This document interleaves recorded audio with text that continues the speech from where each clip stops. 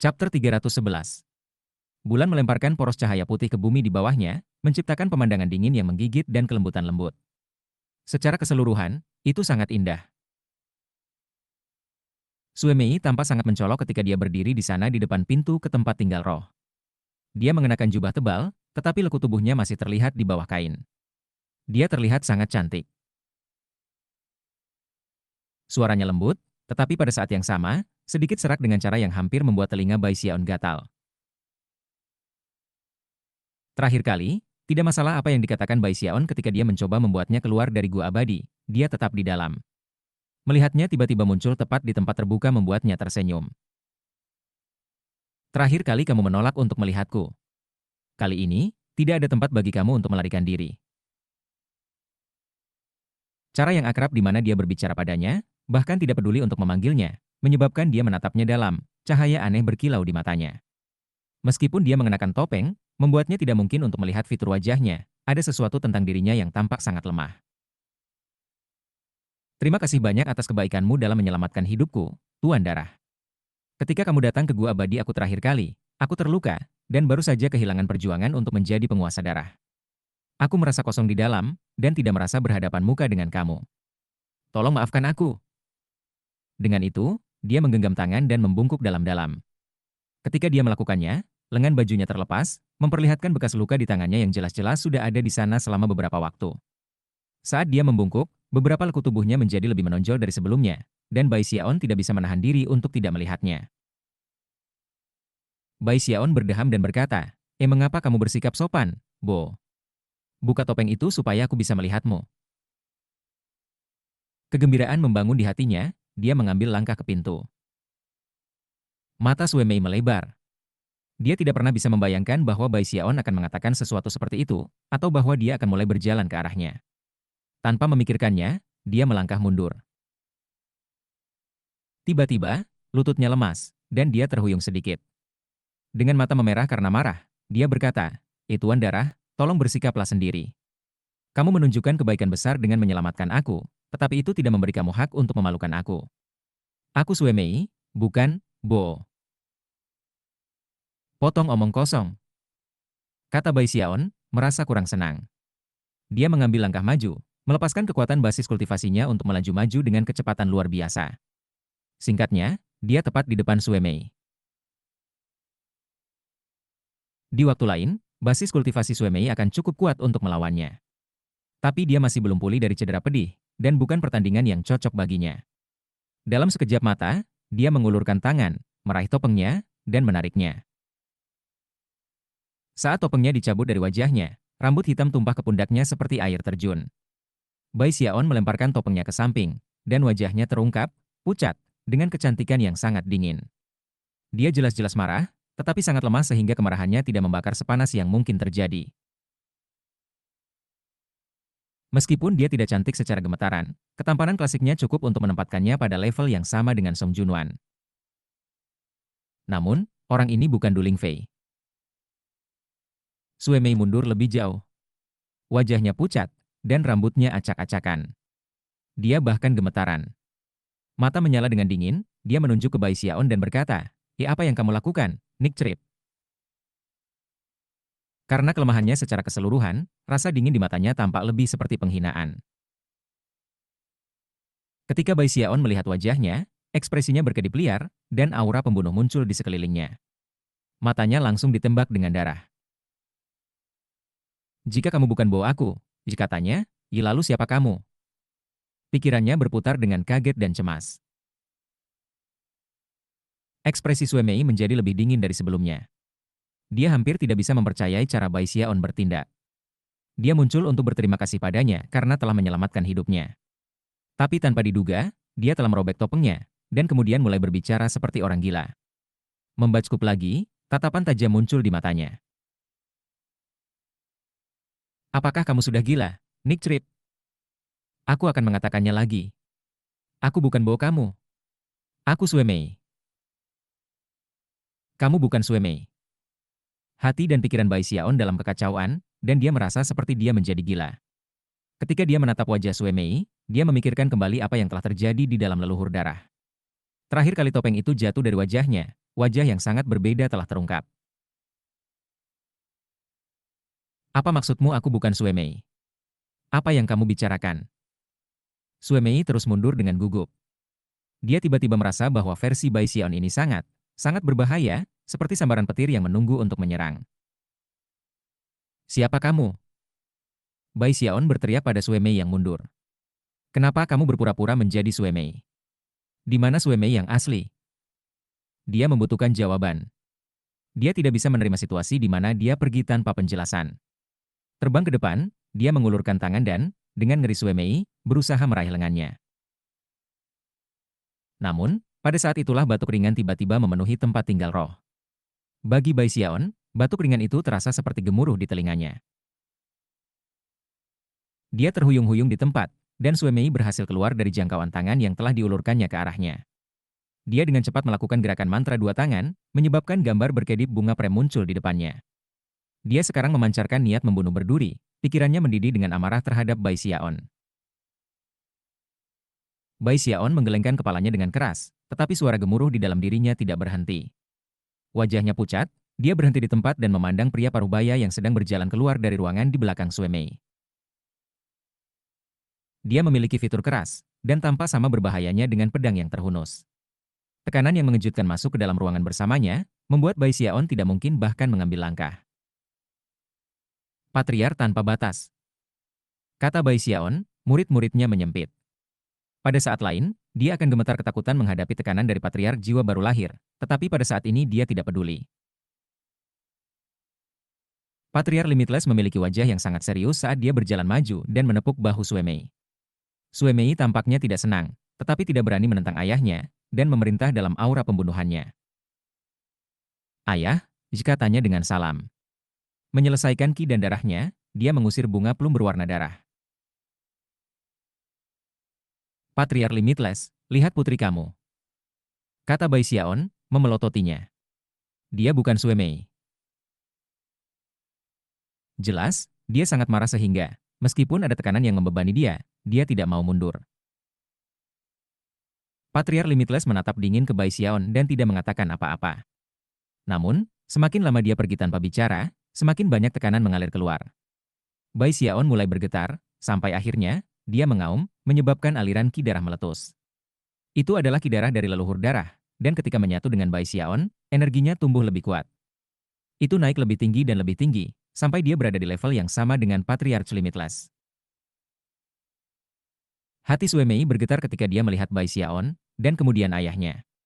Ada cahaya aneh di mata ayahnya yang dia kenali. Ketika cahaya itu muncul, itu berarti bahwa orang yang dilihatnya sangat penting. Aku hanya punya satu anak perempuan, dan ini dia. Patriarch Limitless mengayun-ayunkan lengan bajunya, menyebabkan energinya sendiri menghilang. Menanggapi kata-kata Patriarch Limitless, wajah Bai Xiaon kehabisan darah. Namun, dia masih tidak mau menyerah, dan berkata, ya aku melihat wajah Sue Mei di rongga jantung, dan dia tidak terlihat seperti itu. Perhatikan baik-baik wajah-wajah putriku, kata Patriarch Limitless. Meskipun dia berbicara dengan tenang, itu dengan suara yang jelas tidak bisa menoleransi argumen. Itu seperti halilintar surgawi yang menghantam dalam benak Bai Xiaon. Jantungnya bergetar, Bai Xiaon menarik napas dalam-dalam dan menatap Sue Mei dengan cermat. Kemudian dia kembali menatap Patriarch Limitless. Akhirnya, dia mundur beberapa langkah, ekspresi kebingungan muncul di wajahnya. Fitur wajah Patriarch Limitless dan Sue Mei sangat mirip. Kemungkinan besar, bahkan manusia akan dapat melihat kesamaan, apalagi pembudidaya yang memiliki indera yang lebih tajam. Jelas, ini adalah ayah dan anak perempuan. Raut wajah Bai Xiaon menjadi semakin kosong. Dia berpikir kembali seperti apa Du Lingfei, dan kemudian membandingkannya dengan Patriarch Limitless, dan menyadari bahwa mereka berdua tidak mirip. Lalu siapa yang kulihat kembali di rongga jantung? Dia terhuyung mundur lagi, hampir seolah-olah dia telah dipukul secara fisik.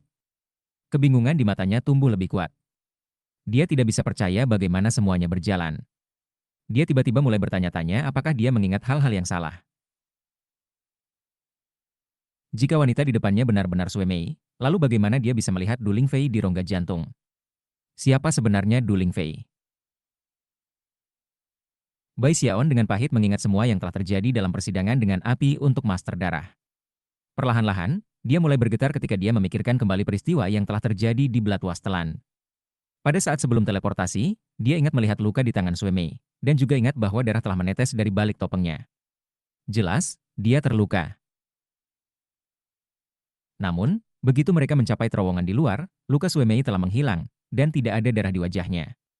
Faktanya, semua lukanya telah disembuhkan. Saat itu, dia berasumsi bahwa dia telah menggunakan beberapa teknik khusus untuk menyembuhkan dirinya sendiri, dan belum banyak memperhatikan situasi. Tapi sekarang, dia menyadari bahwa ada sesuatu yang sangat aneh tentang semuanya. Jantung berdebar kencang, dia menatap tangan Suemei, dan kemudian, mulai gemetaran. Di sana, di tangannya ada bekas luka, jelas terlihat oleh siapapun. Melihat bekas luka itu menyebabkan gelombang kejut yang luar biasa menghantam hati Bai Xiaon. Pada saat itu, wajah Patriarch Limitless berubah muram, dan dia perlahan berkata, "Jadi, sepertinya kamu melihat orang misterius yang dimaksud." Chapter 312. Bai Xiaon mengerti. Bekas luka itu menjelaskan segalanya. Orang yang dia temui di terowongan dalam persidangan Master Darah dengan Api bukanlah Suemei. Meyer tidak ingat apapun yang terjadi setelah dia memasuki terowongan hari itu. Patriarch Limitless berkata perlahan, ekspresinya serius. Itu termasuk semua yang melibatkanmu menjadi penguasa darah. Dia hanya ingat bangun di luar leluhur darah. Setelah menyadari dia tidak memiliki ingatan tentang peristiwa di terowongan, hatinya dipenuhi dengan kebingungan dan kepanikan. Dia segera datang untuk melaporkan semuanya kepada aku, dan bahkan aku terkejut. Aku menggunakan semua kekuatan yang aku miliki untuk menyelidiki masalah ini, tetapi tidak dapat memberikan penjelasan apapun. Jika kamu tahu orang yang dimaksud, beritahu aku siapa itu. Bai Xiaon membuka mulut untuk berbicara, tetapi pada akhirnya, tidak mengungkapkan nama Du Lingfei. Dia tiba-tiba menyadari bahwa, mengingat dia tidak tahu siapa dia sebenarnya, dia juga tidak tahu apakah namanya benar-benar Du Lingfei. Segala sesuatu tentang dirinya adalah misteri besar. Ketika dia tenggelam lebih jauh ke dalam keheningan, dia juga menyadari bahwa semua petunjuk yang telah dia kumpulkan sejauh ini tidak berguna. Akhirnya, dia menggelengkan kepalanya dan menggenggam tangan secara formal pada Patriarch Limitless dan Suemei. Lalu dia berbalik dan pergi. Suemei menghela nafas. Jelas, Bai Xiaon memiliki semacam koneksi dengan siapapun yang telah menggantikannya di terowongan. Dia juga bisa melihat bahwa Bai Xiaon telah dilanda kesedihan yang mendalam. Patriarch Limitless menyaksikan Bai Xiaon pergi, dan tidak melakukan apapun untuk menghentikannya. Bai Xiaon memiliki posisi yang sangat istimewa, dan jika ada sesuatu yang tidak ingin dia bicarakan, Patriarch Limitless tidak bisa memaksanya untuk melakukannya. Bai Xiaon berjalan menyusuri jalan agak jauh, lalu secara acak memilih tempat tinggal roh kosong untuk dimasuki. Begitu masuk, dia menatap langit yang diterangi cahaya bulan dan memikirkan kembali semua yang dia ingat tentang Du Lingfei. Kemudian dia meninjau kembali apa yang telah dia pelajari dari Patriarch Limitless dan putrinya. Setelah beberapa saat, dia menghela nafas. Du Lingfei, siapa sebenarnya kamu? Sebulan berlalu, selama waktu itu sekte Spirit dan Bloodstream perlahan-lahan menyerap aliran mendalam dan pil. Kota besar menjadi markas sekte baru mereka. Adapun para penggarap spirit dan sekte aliran darah, waktu yang mereka habiskan untuk berjuang bersama meninggalkan banyak dari mereka dengan persahabatan dekat. Meskipun kedua sekte belum sepenuhnya bersatu, ada jauh lebih sedikit gesekan dari sebelumnya. Konflik sesekali akan pecah, tetapi secara keseluruhan, segalanya menjadi sangat tenang. Semua orang tampaknya mengendalikan diri. Lagi pula, perang belum berakhir. Meskipun tidak ada lawan untuk bertarung di Lower Reaches, semua orang tahu tujuan sebenarnya mereka adalah Middle Reaches. Hanya dengan menjadi sekte capai tengah perang bisa benar-benar dipertimbangkan. Tujuan bersama itu seperti lem yang mengikat roh dan sekte aliran darah bersama. Adapun patriark dan pembudidaya inti emas, mereka tahu lebih dari siapapun bahwa jika kedua sekte bekerja bersama, mereka bisa seperti senjata yang kuat. Namun, perpecahan apapun dapat menyebabkan kehancuran timbal balik. Karena kenyataan itu, dan karena Bai Xiaon, aliansi kedua sekte terus tumbuh kuat dan kuat. Setelah mencapai kesepakatan dengan sekte stream roh dan darah, patriark kriminal dan seluruh sekte aliran mendalam melakukan yang terbaik untuk bergabung dalam upaya. Mereka ingin menjadi bagian dari sekte capai tengah masa depan, dan memiliki kesempatan untuk terus mewariskan tradisi mereka. Para penanam sekte arus besar sangat tulus dalam keinginan mereka untuk bekerja sama. Mereka telah dipukuli dengan baik dan benar-benar. Dan sekarang setelah sekte baru didirikan oleh roh dan sekte aliran darah, mereka ingin menjadi bagian darinya. Mereka juga ingin pergi ke Middle Reaches dan memiliki akses ke sumber daya yang melimpah di sana. Karena itu, mereka tidak menolak tuntutan apapun dari mereka, dan bekerja keras dalam setiap aspek yang diperlukan. Itu sama dengan Pilstream Sect. Adapun mereka yang telah mengkhianati sekte mereka di masa lalu, belas kasihan dan pengertian ditunjukkan, dan mereka diizinkan untuk kembali ke posisi mereka sebelumnya.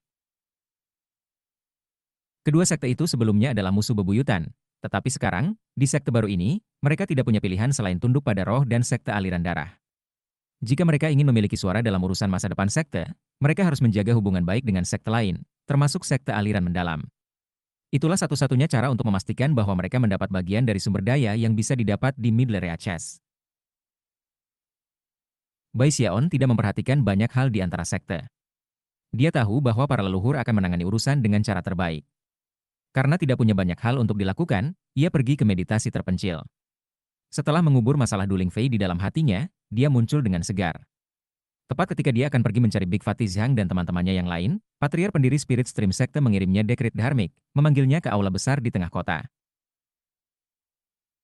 Bai Xiaon tidak tertarik menghadiri pertemuan apapun, tetapi dia benar-benar tidak punya pilihan. Sambil mendesah, dia menuju ke arah aula besar. Sepanjang jalan, setiap murid yang melihatnya akan menggenggam tangan dan membungkuk, ekspresi hormat dan kagum pada wajah mereka. Hati Bai Xiaon segera membengkak karena senang. Saat dia berjalan, dia akan melambai dan memanggil salam. Kerja kerasmu sangat dihargai, Sek Nieces and Nephews. Terus bekerja dengan baik. Sudah selesai dilakukan dengan baik. Kamu mendapat dukunganku, kalian semua. Perlahan tapi pasti, suasana hatinya yang suram memudar. Akhirnya, dia sampai di aula besar, dan para murid yang bertugas menjaga memegang tangan dan berteriak, "Isalam, Junior Patriarch." Hati Bai Xiaon melonjak ke langit. Dengan asumsi postur seseorang dari generasi senior, dia menggenggam tangannya di belakang punggungnya dan berkata, "Teruslah bekerja sekeras kamu, dan suatu hari nanti, kamu mungkin juga menjadi Patriarch Junior." Dengan itu, dia terkekeh dan melangkah ke aula besar. Begitu dia masuk, dia menarik napas dalam-dalam. Tekanan di dalam aula begitu besar sehingga udara beriak. Tepat di sana di depannya adalah seluruh kelompok patriark. Patriark Ironwood dan Patriark Songklan tidak datang untuk bergabung dengan pasukan utama. Tanpa mereka hadir, yang tersisa 4 patriark dari sekte Stream Roh dan 6 dari sekte aliran darah. 4 patriark hadir untuk mewakili sekte aliran mendalam, termasuk Crimson Soul. Akhirnya, ada 3 patriark dari Pilstream Sect. Secara total, ada 17 Master Taois jiwa baru lahir, yang fluktuasi jiwanya benar-benar memenuhi aula yang sangat besar. Begitu Bai Xiaon masuk, mata semua 17 individu fokus padanya. Ekspresi yang berbeda dapat terlihat pada tatapan itu. Para leluhur dari sekte Stream Roh dan sekte aliran darah tenang. Para patriark sekte aliran yang dalam memiliki ekspresi yang bertentangan, terutama patriark Crimson Soul, yang hatinya bergetar dengan rasa ketidakberdayaan tertentu. Adapun 3 leluhur Naschen Soul dari Pilstream Sect, mata mereka bersinar dengan sinar aneh yang menarik. Itu semua masuk akal, tentu saja. Seluruh situasi di dunia kultivasi dari capai bawah telah diubah karena Bai Xiaon. Untuk melihat begitu banyak ahli Naschen Soul menatapnya menyebabkan Bai Xiaon menggigil. Tiba-tiba, dia dikejutkan dengan ketakutan bahwa para patriark mungkin telah memutuskan untuk membuangnya sekarang karena kegunaannya sudah berakhir, atau bahwa mereka ingin menyelesaikan akun berdasarkan kesalahan masa lalunya. Wajahnya menjadi pucat, dan matanya melebar. Melihat sekeliling dengan gugup, dia menjadi lebih yakin bahwa dia benar. Selamat pagi, para leluhur. Jika tanya hati-hati. Dengan pengecualian dari patriark sekte Stream Roh, semua ahli Naschen Soul lainnya ternganga kaget. Namun, tidak satupun dari mereka yang berbicara. Sebaliknya, tatapan mereka tumbuh lebih dalam ketika mereka menatapnya, sehingga tidak mungkin untuk mengatakan apa yang mereka pikirkan. Patriark pendiri Spirit Stream Sect memandang Bai Xiaon dan berkata, Bai Xiaon, ada sesuatu yang harus kamu." Terlihat di wajah-wajah patriarki menyebabkan hati Bai Xiaon bergetar. Segera setelah patriark pendiri mulai berbicara, dia yakin bahwa dia akan mengatakan sesuatu yang buruk. Itu pasti akan menjadi semacam misi atau tugas berbahaya. Wajah Bai Xiaon jatuh, dan jantungnya mulai berdetak cepat. Dia tiba-tiba menyadari bahwa dia tidak bisa membiarkan patriark pendiri menyelesaikan kalimat itu. Jika dia melakukannya, akan sangat sulit untuk menolak permintaan itu. Sebelum dia bisa selesai berbicara, Bai Xiaon mencengkram dadanya dan berteriak, lalu batuk seteguk darah. Sambil terhuyung mundur, wajahnya berubah pucat pasi, dan dia tersentak. Leluhur, aku terluka serius dalam pertempuran, yang membuka luka yang sebelumnya sembuh. Aku perlu melakukan meditasi terpencil untuk pulih. Baiklah, aku tidak akan mengganggu kamu lagi. Selamat tinggal sekarang. Dengan itu, dia bergegas menuju pintu. Sebelum dia bisa mengambil lebih dari beberapa langkah, patriark pendiri memelototinya dan berkata, berhenti di sana." Bai Xiaon berhenti di tempat, sepertinya dia mungkin menangis kapan saja. Batuk seteguk darah lagi, ia memandang pundak sang patriark pendiri dengan sedih. "Patriark, aku benar-benar terluka. Itu buruk. Sangat buruk. Selain itu, aku terlalu terkenal baru-baru ini. Jika aku keluar sendiri, banyak orang akan mengejar aku. Mengapa kamu tidak memberikan misi kepada orang lain? Aku benar-benar tidak bisa berperang." Sang patriark pendiri sepertinya sedang diserang sakit kepala mendadak, dan tidak yakin apakah akan tertawa atau menangis. Para patriark lainnya dari sekte Stream Roh semua tersenyum kecut. Mereka telah mendengar kepribadian Bai Xiaon, tetapi ini adalah pertama kalinya mereka melihatnya secara langsung, dan mereka terpana. Para leluhur dari Bloodstream sekte bahkan lebih tercengang. Patriarch Limitless hampir tidak bisa mempercayai apa yang dilihatnya, dan Archpatriarch terkejut. Itu hampir tidak perlu untuk menyebutkan sekte aliran mendalam atau sekte aliran pil. Mata Patriarch Crimson Soul selebar piring, dan ekspresinya sangat tidak percaya, seolah-olah dia baru saja melihat hantu.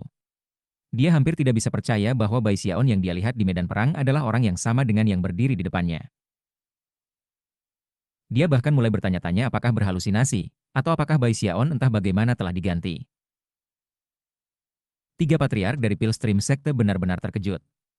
Kata-kata yang baru saja diucapkan Bai Xiaon bergema di benak mereka, dan mereka mengalami kesulitan merekonsiliasi bahwa ini adalah orang yang telah membawa perubahan penting ke capai bawah bagian timur. "Kami tidak ingin kamu pergi ke misi lain," kata patriark pendiri, menggelengkan kepalanya. Bai Xiaon berkedip, lalu meminta konfirmasi beberapa kali. "Aku sudah mengatakan, kami tidak ingin kamu pergi misi. Sama seperti yang kamu sarankan sebelum semua ini dimulai, kami sedang mendiskusikan pendirian sekte baru. Kami membutuhkan nama untuk itu, dan bertanya-tanya apakah kamu punya saran." "Oh," kata Bai Xiaon. Dengan gugup, ia mulai mengoceh. Nama sekte, ya? Bagaimana dengan sekte abadi yang abadi? Atau sekte selamanya hidup?" "Tidak, tidak, itu tidak akan dilakukan. Kita akan kecapai tengah sungai, kan? Kami membutuhkan sesuatu dengan kata, sungai, di dalamnya. Bagaimana dengan sekte penangkal sungai? Atau kita bisa pergi dengan sekte sungai penyu?" "Hei, itu nama yang bagus. Sekte sungai penyu. Ada beberapa makna mendalam di dalamnya. Tunggu. Biarkan aku berpikir lagi. Bagaimana dengan bajingan?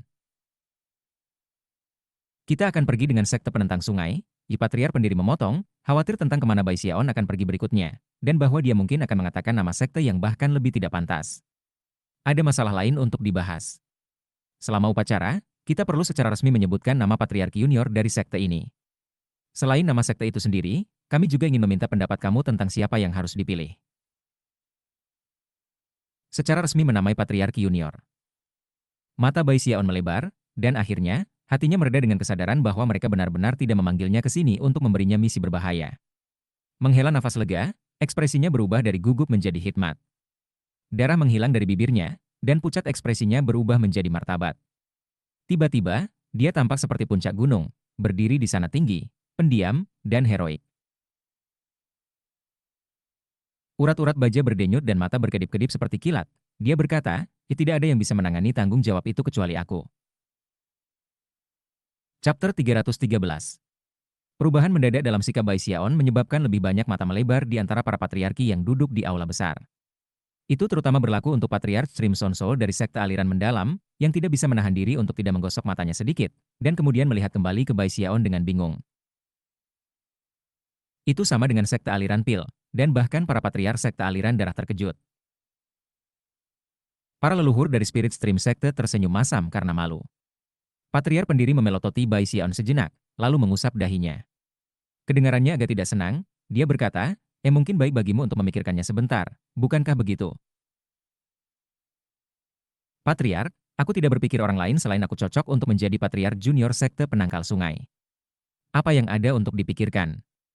Aku setuju. Bai Xiaon berdiri di sana, memandang ke kejauhan, energi yang cukup memancar. Rambutnya berputar-putar di sekitarnya, dan matanya tampak bersinar seperti bintang-bintang. Dia tampak seperti sesuatu di luar terpilih, hampir seperti dewa. Leluhur-leluhur aliran darah itu berdeham dan berkata, kamu sudah benar-benar terkenal. Mengapa kamu tidak memberi beberapa murid lain kesempatan? Bai Xiaon menjentikan lengan bajunya dan menatap ke atas ke udara, tampak benar-benar keras dan menakjubkan. Seolah-olah kebenarannya dapat mengguncang segala sesuatu di surga dan di bumi. Leluhur, alasan aku begitu terkenal adalah karena aku menganggap serius tanggung jawabku. Itu kualitas yang penting. Aku, Bai Xiaon, adalah orang yang mencintai sekte aku.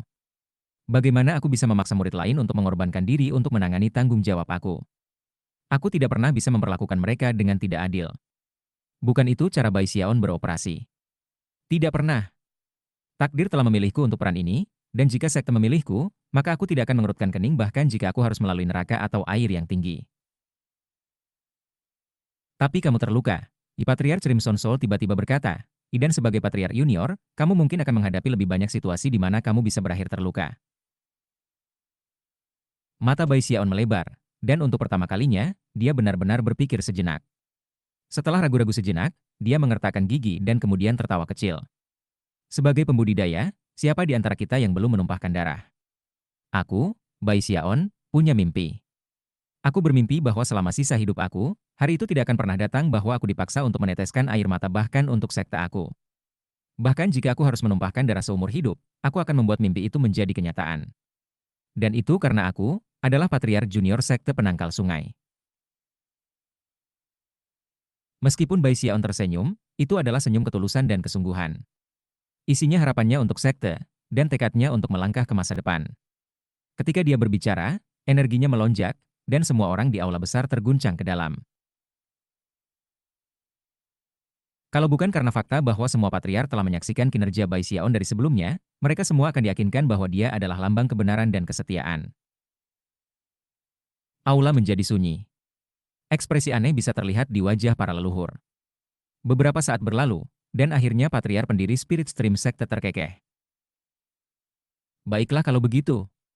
Sebulan lagi, kami akan mengadakan upacara. Sekte penangkal sungai akan didirikan di bagian bawah mencapai dunia budidaya timur. Selain itu, kami akan mengirim petisi ke sekte polaritas langit berbintang langit di Upper Reaches, meminta izin untuk mengganti Sky River Chord. Tertawa dengan keras, Bai Xiaon berkata, aku sudah lama menunggu perang ini. Setelah berunding lebih banyak dengan para leluhur, dia berbalik dan pergi, hati membengkak karena bangga. Saat meninggalkan aula, arwahnya tidak jatuh. Kemanapun dia pergi, orang-orang memandang, pada awalnya dengan kaget, dan kemudian dengan ekspresi bersemangat dan hormat. Setelah tiba kembali di tempat tinggal roh, dia menghela nafas dengan nyaman, matanya bersinar karena kegembiraan. Kabut tua itu membuatku takut pada siang hari. Aku pikir mereka akan memberi aku misi berbahaya atau sesuatu. Kenapa mereka tidak mengungkit hal patriarki junior tadi? Merasa sangat senang dengan dirinya sendiri, dia menggelengkan kepalanya dan duduk bersila. Sebagai patriarki junior, aku pasti akan benar-benar dan benar-benar terkenal. Hahaha. Segera aku akan perlu mengubah seruan.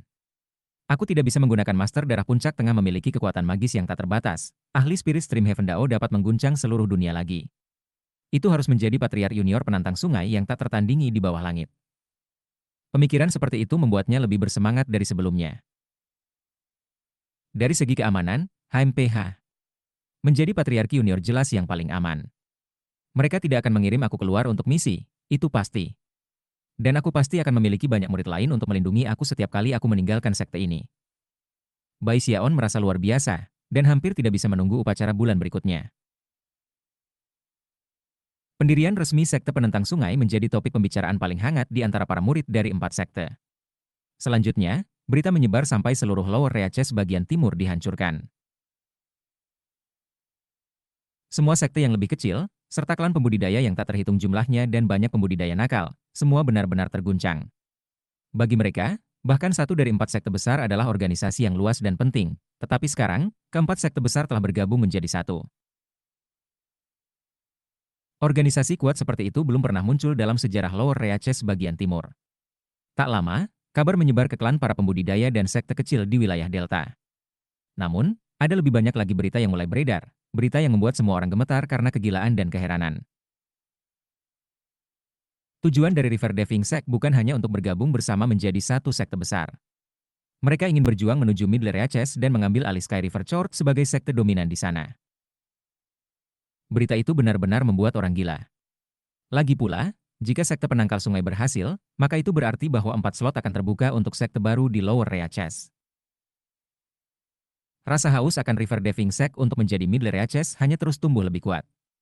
Demikian juga, kehausan sekte Delta dan klan pembudidaya untuk mendirikan tempat mereka di Lower Reaches sama kuatnya. Dan dengan demikian, perselisihan muncul, serta perjanjian rahasia. Seluruh capai bawah timur dari dunia kultivasi terguncang. Ketika keributan tumbuh, semua orang fokus pada upacara akbar yang akan datang. Sekte penentang sungai tidak mendirikan markas besar sekte resmi. Adapun kota di pegunungan, itu hanya basi sementara. Menurut sekte penangkal sungai, satu-satunya markas yang cocok saat ini ditempati oleh Sky River Chord. Meskipun hanya markas sementara, tidak butuh waktu lama bagi lebih dari 1 juta pembudidaya dari 4 klan untuk merenovasi seluruh kota. Mereka bahkan mengembangkannya, membuatnya terlihat lebih mulia dari sebelumnya. Kekuatan cadangan dari keempat sekte hadir, ditandai oleh pusaran besar di langit, yang memancarkan tekanan mengejutkan setiap saat. Saat upacara mendekat, sekte dan klan dari capai rendah menggunakan segala cara yang diperlukan untuk mengatur utusan dari berbagai organisasi mereka untuk bergegas menuju kota. Adapun mereka yang tidak cukup kuat untuk mengirim orang jarak begitu jauh dalam waktu sesingkat itu, mereka hanya kurang beruntung. Tentu saja, capai bawah timur adalah tempat yang besar, dan sebagian besar sekte memiliki koneksi ke klan pembudidaya lainnya, serta kekuatan di daerah delta. Karena itu, sejumlah besar orang berkumpul di kota untuk menghadiri upacara, sedemikian rupa sehingga kota itu sendiri tidak dapat menahan mereka, memaksa mereka untuk mendirikan kemah di daerah sekitarnya. Lebih banyak orang datang setiap hari. Segera, waktu untuk upacara tiba. Pada hari itu, para penggarap sekte penangkal sungai menghiasi seluruh kota. Mereka semua mengenakan jubah Taois baru, dan tampak sangat spektakuler. Pusaran di atas bergemuruh dengan kekuatan, dan ke-17 patriarki melayang di udara seperti 17 dewa. Di bawah mereka ada lebih dari 100 penanam eselon warisan dalam tahap inti emas, yang merupakan permata berharga di sekte, dan harapan untuk kemuliaan di masa depan. Lebih jauh ke bawah adalah ratusan tetua utama, yang bersinar seperti bintang yang berkilauan. Kemudian adalah jumlah yang lebih besar dari para penggarap yayasan pendirian, yang energinya menyebabkan cahaya lampu berwarna menyala di langit dan bumi. Orang-orang di luar kota yang datang untuk menyaksikan upacara itu benar-benar terkejut, dan tidak bisa menahan tangis.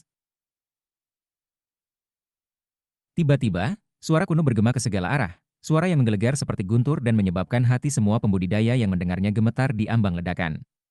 Biarlah surga dan bumi bersaksi. Biarkan sumpah disumpah untuk waktu itu sendiri. Hari ini adalah hari sekte penangkal sungai didirikan. Kami, sekte Stream Roh, untuk selanjutnya meninggalkan nama sekte kami, dan bergabung dengan sekte penangkal sungai. Kami, sekte aliran darah, untuk selanjutnya meninggalkan nama sekte kami, dan bergabung dengan sekte penangkal sungai. Kami, sekte aliran mendalam. Kami, Pil KB Sekte. Suara-suara para leluhur 4 sekte mulai berdering, satu demi satu. Suara mereka memenuhi seluruh dunia dengan suara gemuruh yang kuat. Ketika sumpah mereka bergema, itu membuktikan bahwa di Lower Reaches Timur, sebuah sekte muncul seperti yang belum pernah dilihat sebelumnya. Jantung Bai Xiaon berdebar kencang saat dia melayang di udara, menatap upacara yang sedang berlangsung. Saat itulah sebuah tanda aneh tiba-tiba muncul di langit. Cahaya emas membanjir keluar, berkedip-kedip, gemerlap, seolah-olah sambaran petir emas telah muncul. Kemudian, sebuah pusaran besar muncul lebih tinggi di langit, sebuah pusaran selebar 30.000 meter. Seolah-olah langit itu sendiri runtuh. Tekanan kuat membebani yang mempengaruhi bahkan para patriark, para pembudidaya inti emas, dan kekuatan cadangan sekte penangkal sungai. Energi ini membuat mereka tampak seperti kunang-kunang menatap bulan yang cerah. Tekanan itu tidak hanya memengaruhi sekte penangkal sungai. Seluruh kota mulai bergetar, dan para pembudidaya yang datang untuk mengamati upacara mulai bergetar. Mereka merasa seolah-olah kekuatan surgawi merubuhkan mereka, dan mereka berlutut, gemetar, untuk bersujud. Tidak ada suara yang bisa terdengar di semua ciptaan. Para patriark sekte yang menentang sungai semuanya gemetar saat mereka berjuang untuk mengangkat kepala. Di pusaran besar di atas, mata besar perlahan terbuka. Itu beberapa ribu meter, dan ketika melihat ke bawah, semua orang yang melihatnya terguncang. Seolah-olah seluruh dunia adalah botol, dan seseorang di luar botol melihat ke dalamnya melalui kemacetan. Jantung Bai Xiaon berdebar kaget. Dia sulit percaya apa yang dilihatnya. Mata perlahan melihat pemandangan di bawah, dan kemudian sebuah suara yang kuat keluar dari pusaran untuk mengisi langit dan bumi. Sekte yang membangkang sungai, dengar dekrit sekte polaritas langit berbintang langit. Chapter 314. Para leluhur dari sekte penentang sungai saling bertukar pandang dengan antusias. Kemudian kepala leluhur dari divisi aliran darah menggenggam tangan dan membungkuk dalam-dalam. Kami akan mematuhi keputusan apapun. Suara kuno kemudian melanjutkan, The Starry Sky Dao Polaritas Sekte menyetujui petisi kamu untuk pergi berperang, dan memungkinkan kamu untuk menghancurkan Sky River Chord dan mengambil alih posisinya. Setiap kata yang diucapkan oleh suara itu meledak seperti guntur, bergema ke segala arah. Ketika kata-kata terakhir diucapkan, seberkas cahaya keemasan melesat ke arah Patriark Lengkung, berhenti di depannya dalam bentuk selip giok. Secara bersamaan, pusaran menghilang. Seolah-olah sosok raksasa dari sebelumnya tidak pernah ada di sana. Setelah hening sejenak, kepala leluhur itu mengangkat batu giok keemasan di atas kepalanya. Saat dia melakukannya, semua pembudidaya sekte penentang sungai, serta semua pembudidaya lainnya yang datang untuk mengamati upacara, pecah bersorak girang. Kemenangan milik sekte penangkal sungai. Kemenangan milik sekte penangkal sungai. Kemenangan milik sekte penangkal sungai. Hiruk-pikuk sorak-sorai mereka bergema untuk mengisi seluruh dunia di sekitar mereka. Para pembudidaya sekte penangkal sungai sangat gembira, terutama mereka yang berasal dari divisi aliran roh dan divisi aliran darah. Tentu saja, antusiasme mereka dengan cepat menular ke para murid dari divisi mendalam dan Pilstream. Segera, semua mata dipenuhi dengan keyakinan dan antisipasi.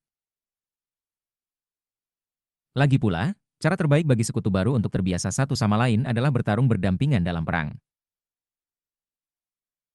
Di bawah batu asa berdarah perang, keempat sekte akan benar-benar menjadi satu, akan benar-benar berubah, dan benar-benar akan mencapai kemuliaan.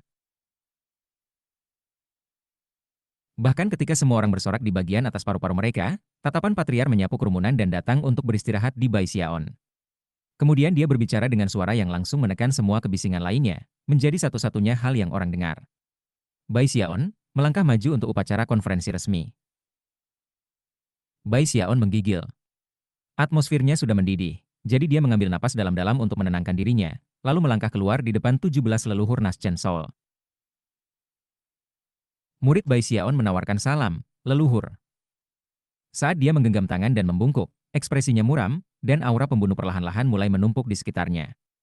Dia tampak sekuat dan tegar seperti besi, seperti prajurit surgawi yang telah melihat ratusan pertempuran, seseorang yang memiliki energi tak tertandingi. Wajahnya entah bagaimana dipahat dan suram, dan jauh di matanya, bintang, bulan, dan benda-benda langit lainnya berputar-putar.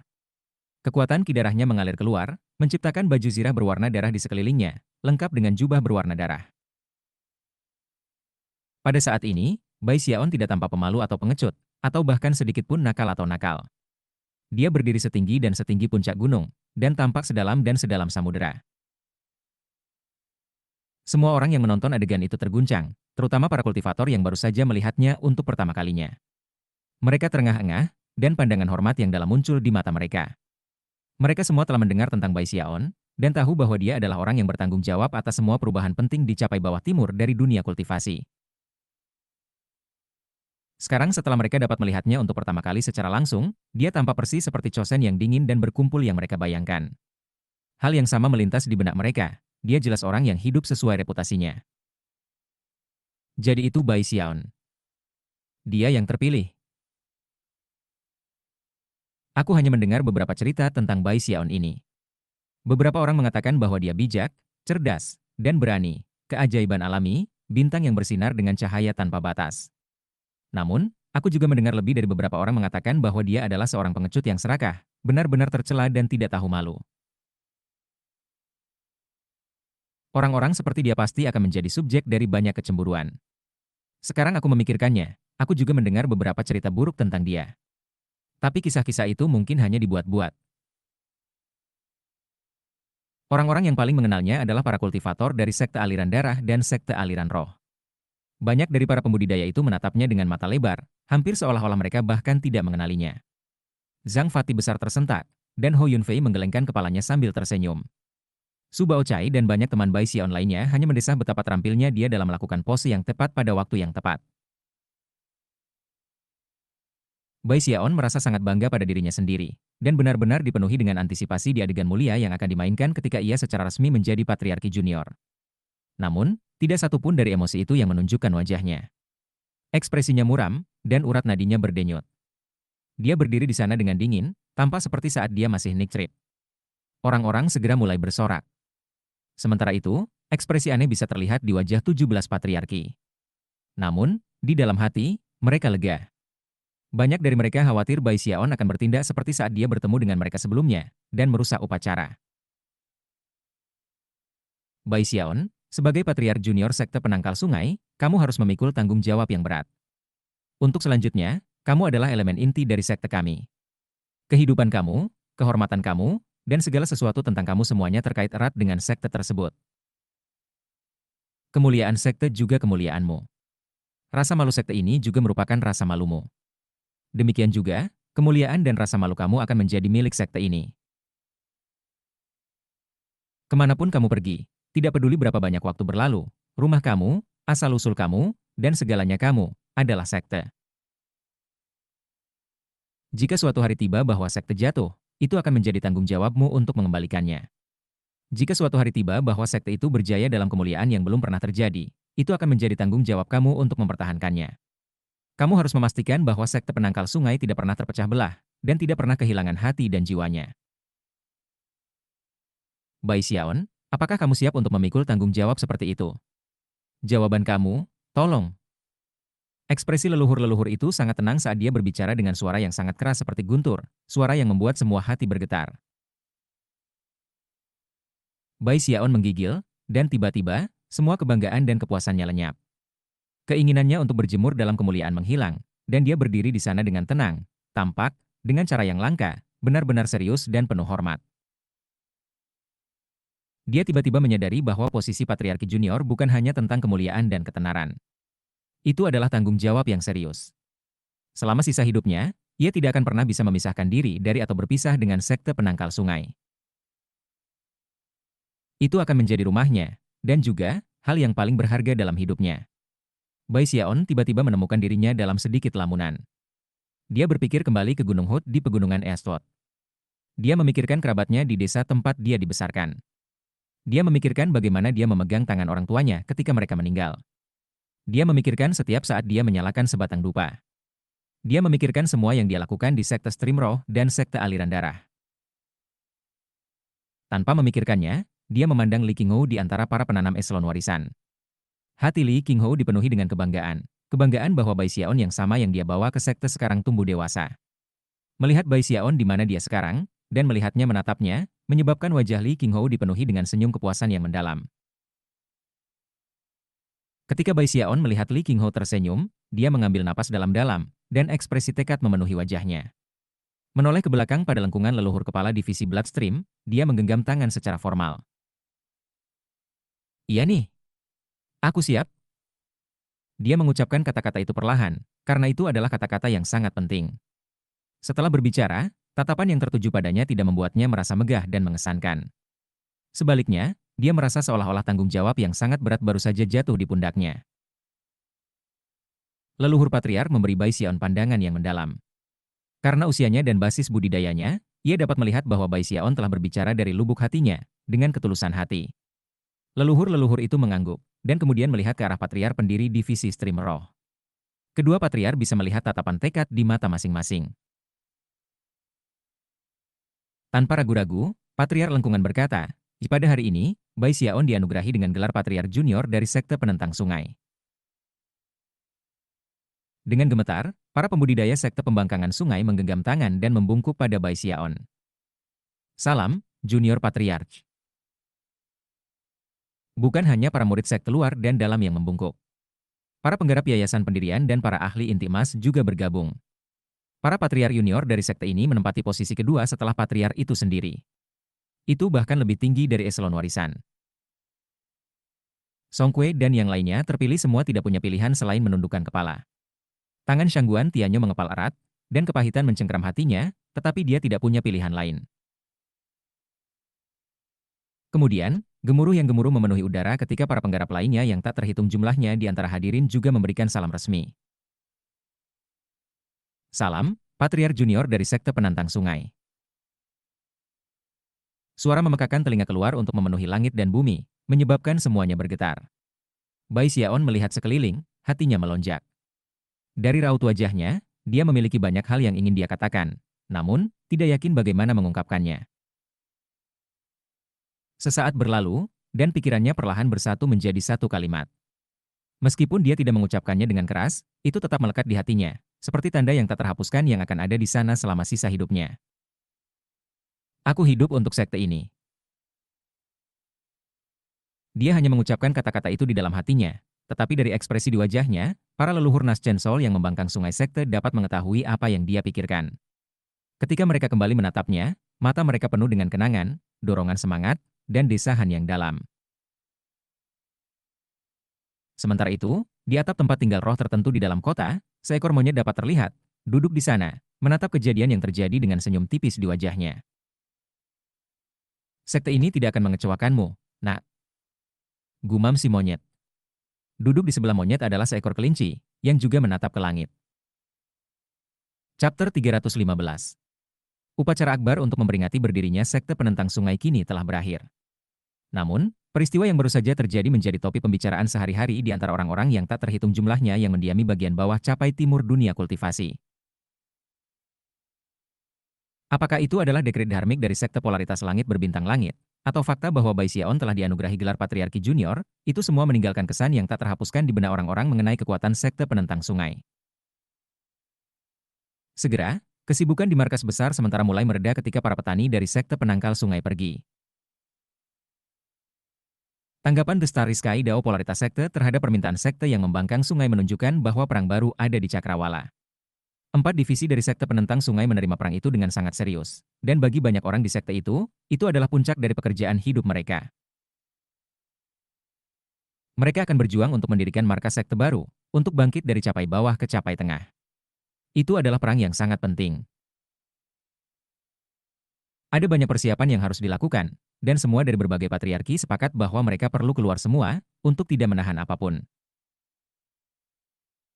Divisi Pillstream dan Divisi Stream mendalam kembali ke wilayah mereka sebelumnya untuk mempersiapkan segalanya untuk keberangkatan, termasuk kekuatan cadangan mereka. Menurut perjanjian yang telah dicapai oleh para patriark, mereka akan menuju ke Divisi Aliran Darah dalam waktu 2 bulan. Dari sana, mereka akan berangkat ke Sungai Heavenspan, dan menuju hulu menuju Sky River Chord.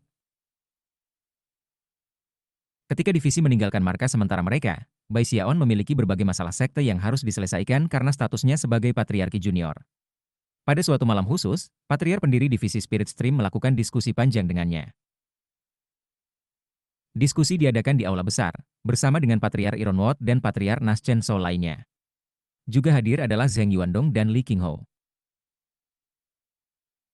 Sebelum mulai berbicara, Patriark pendiri melambaikan tangannya, menyegel seluruh area sehingga kata-kata mereka akan tetap pribadi. Yang lebih mengejutkan bagi Bai Xiaon adalah bahwa para leluhur lainnya semua meminjamkan kekuatan mereka pada pemeteraian. Jelas, mereka sangat berhati-hati. Dalam tampilan terakhir kehati-hatian, Patriark pendiri menghasilkan kompas Feng Shui, yang, setelah aktivasi, mengirim cahaya hitam dan putih mengalir keluar untuk membentuk lapisan penyegelan lagi. Bai Xiaon bisa merasakan tekanan mengerikan yang datang dari kompas Feng Shui itu. Meskipun terlihat biasa, dan bahkan sedikit usang, ia bisa mengatakan bahwa itu berisi tingkat kekuatan yang mirip dengan kekuatan cadangan sekte. Namun, Kompas itu begitu bobrok sehingga tampaknya hanya memiliki kekuatan yang tersisa untuk menyegel suatu daerah, dan tidak lebih.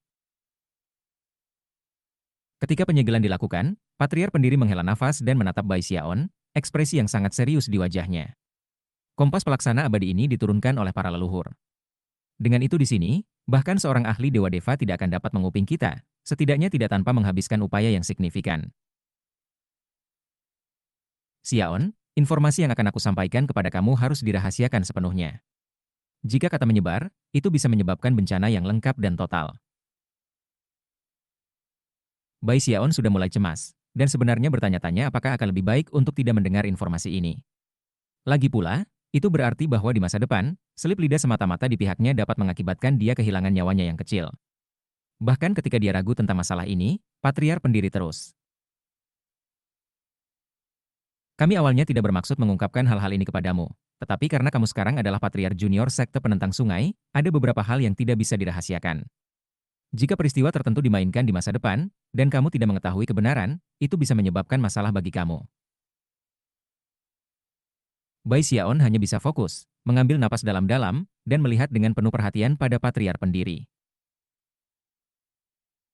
Asal-usul divisi streaming roh kita tidak terletak di dunia kultivasi timur.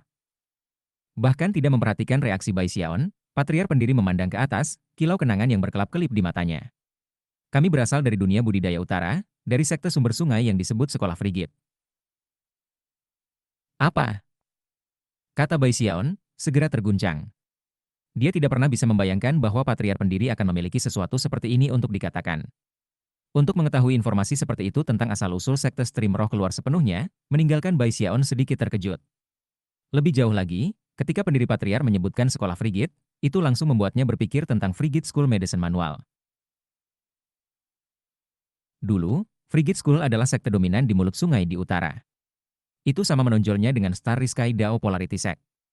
Namun, karena pemberontakan yang tak terduga, sekolah Frigid runtuh dan digantikan. Para penyintas tidak punya pilihan lain selain menelan penghinaan mereka dan melarikan diri untuk hidup mereka. Akhirnya, mereka datang ke dunia budidaya timur, di mana mereka membuat akar baru. Hanya dua yang selamat yang berhasil sampai di sini. Salah satu dari mereka adalah tuanku, dan yang lainnya adalah semangat sejati dari sekolah dingin.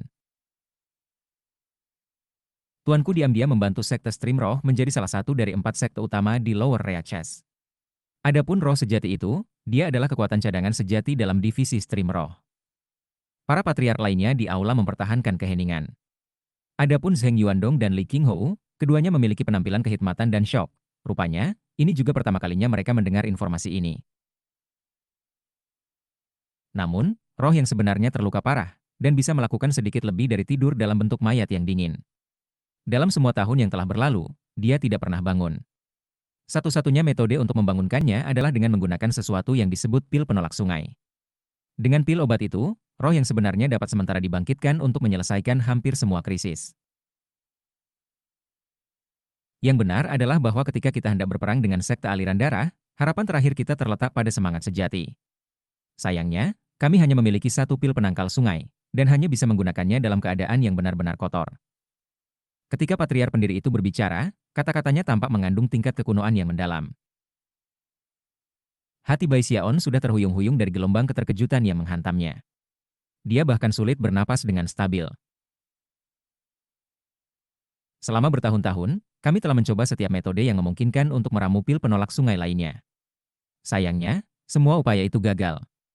Setelah kami kembali ke markas, aku ingin kamu memberikan salam resmi kepada roh yang sebenarnya, dan juga memikirkan cara untuk meramu pil penangkal sungai sebelum kita sampai ke capai tengah. Jika kamu bisa, maka divisi Stream Roh akan dapat memberikan bantuan penting untuk sekte penangkal sungai secara keseluruhan. Antisipasi bersinar di mata patriark pendiri saat dia melihat Bai Xiaon. Adapun Bai Xiaon, dia mengambil napas dalam-dalam, pikirannya berputar, dan dia hampir tidak bisa percaya apa yang dia dengar. Setelah beberapa saat, dia memikirkan kembali formula untuk pil penolak sungai. Penelitiannya pada pil itu telah membawanya ke kesimpulan bahwa itu sangat aneh. Baru sekarang dia menyadari bahwa itu secara khusus dimaksudkan untuk membantu semangat sejati. Pil penolak sungai dan manual kedokteran sekolah yang frigid, igumamnya. Patriark pendiri mengangguk. Seorang anggota senior dari sekte memberikan 2 item itu kepadamu. Itu monyet itu, bukan? Bai Xiaon bertanya tiba-tiba. Setelah beberapa saat ragu, bapak bangsa pendiri mengangguk. Tiba-tiba, banyak kepingan puzzle diklik di benak Bai Xiaon. Masalah yang dihadapi adalah masalah yang berat, dan dia membutuhkan lebih banyak waktu untuk mencerna semua informasi. Setelah meninggalkan aula, ia kembali ke tempat tinggal arwahnya, masih takjub akan segala yang didengarnya. Setelah duduk tenang, dia mengeluarkan manual kedokteran sekolah Frigid, juga formula untuk pil penolak sungai, yang mulai dia pelajari dengan cermat. Pil penolak sungai. Gumamnya pelan. Tiba-tiba dia sangat ingin tahu tentang roh sejati yang telah disebutkan oleh Patriark, dan sangat ingin melihat seperti apa dia. Hari berikutnya, yang terakhir dari divisi mendalam dan pil stream kiri.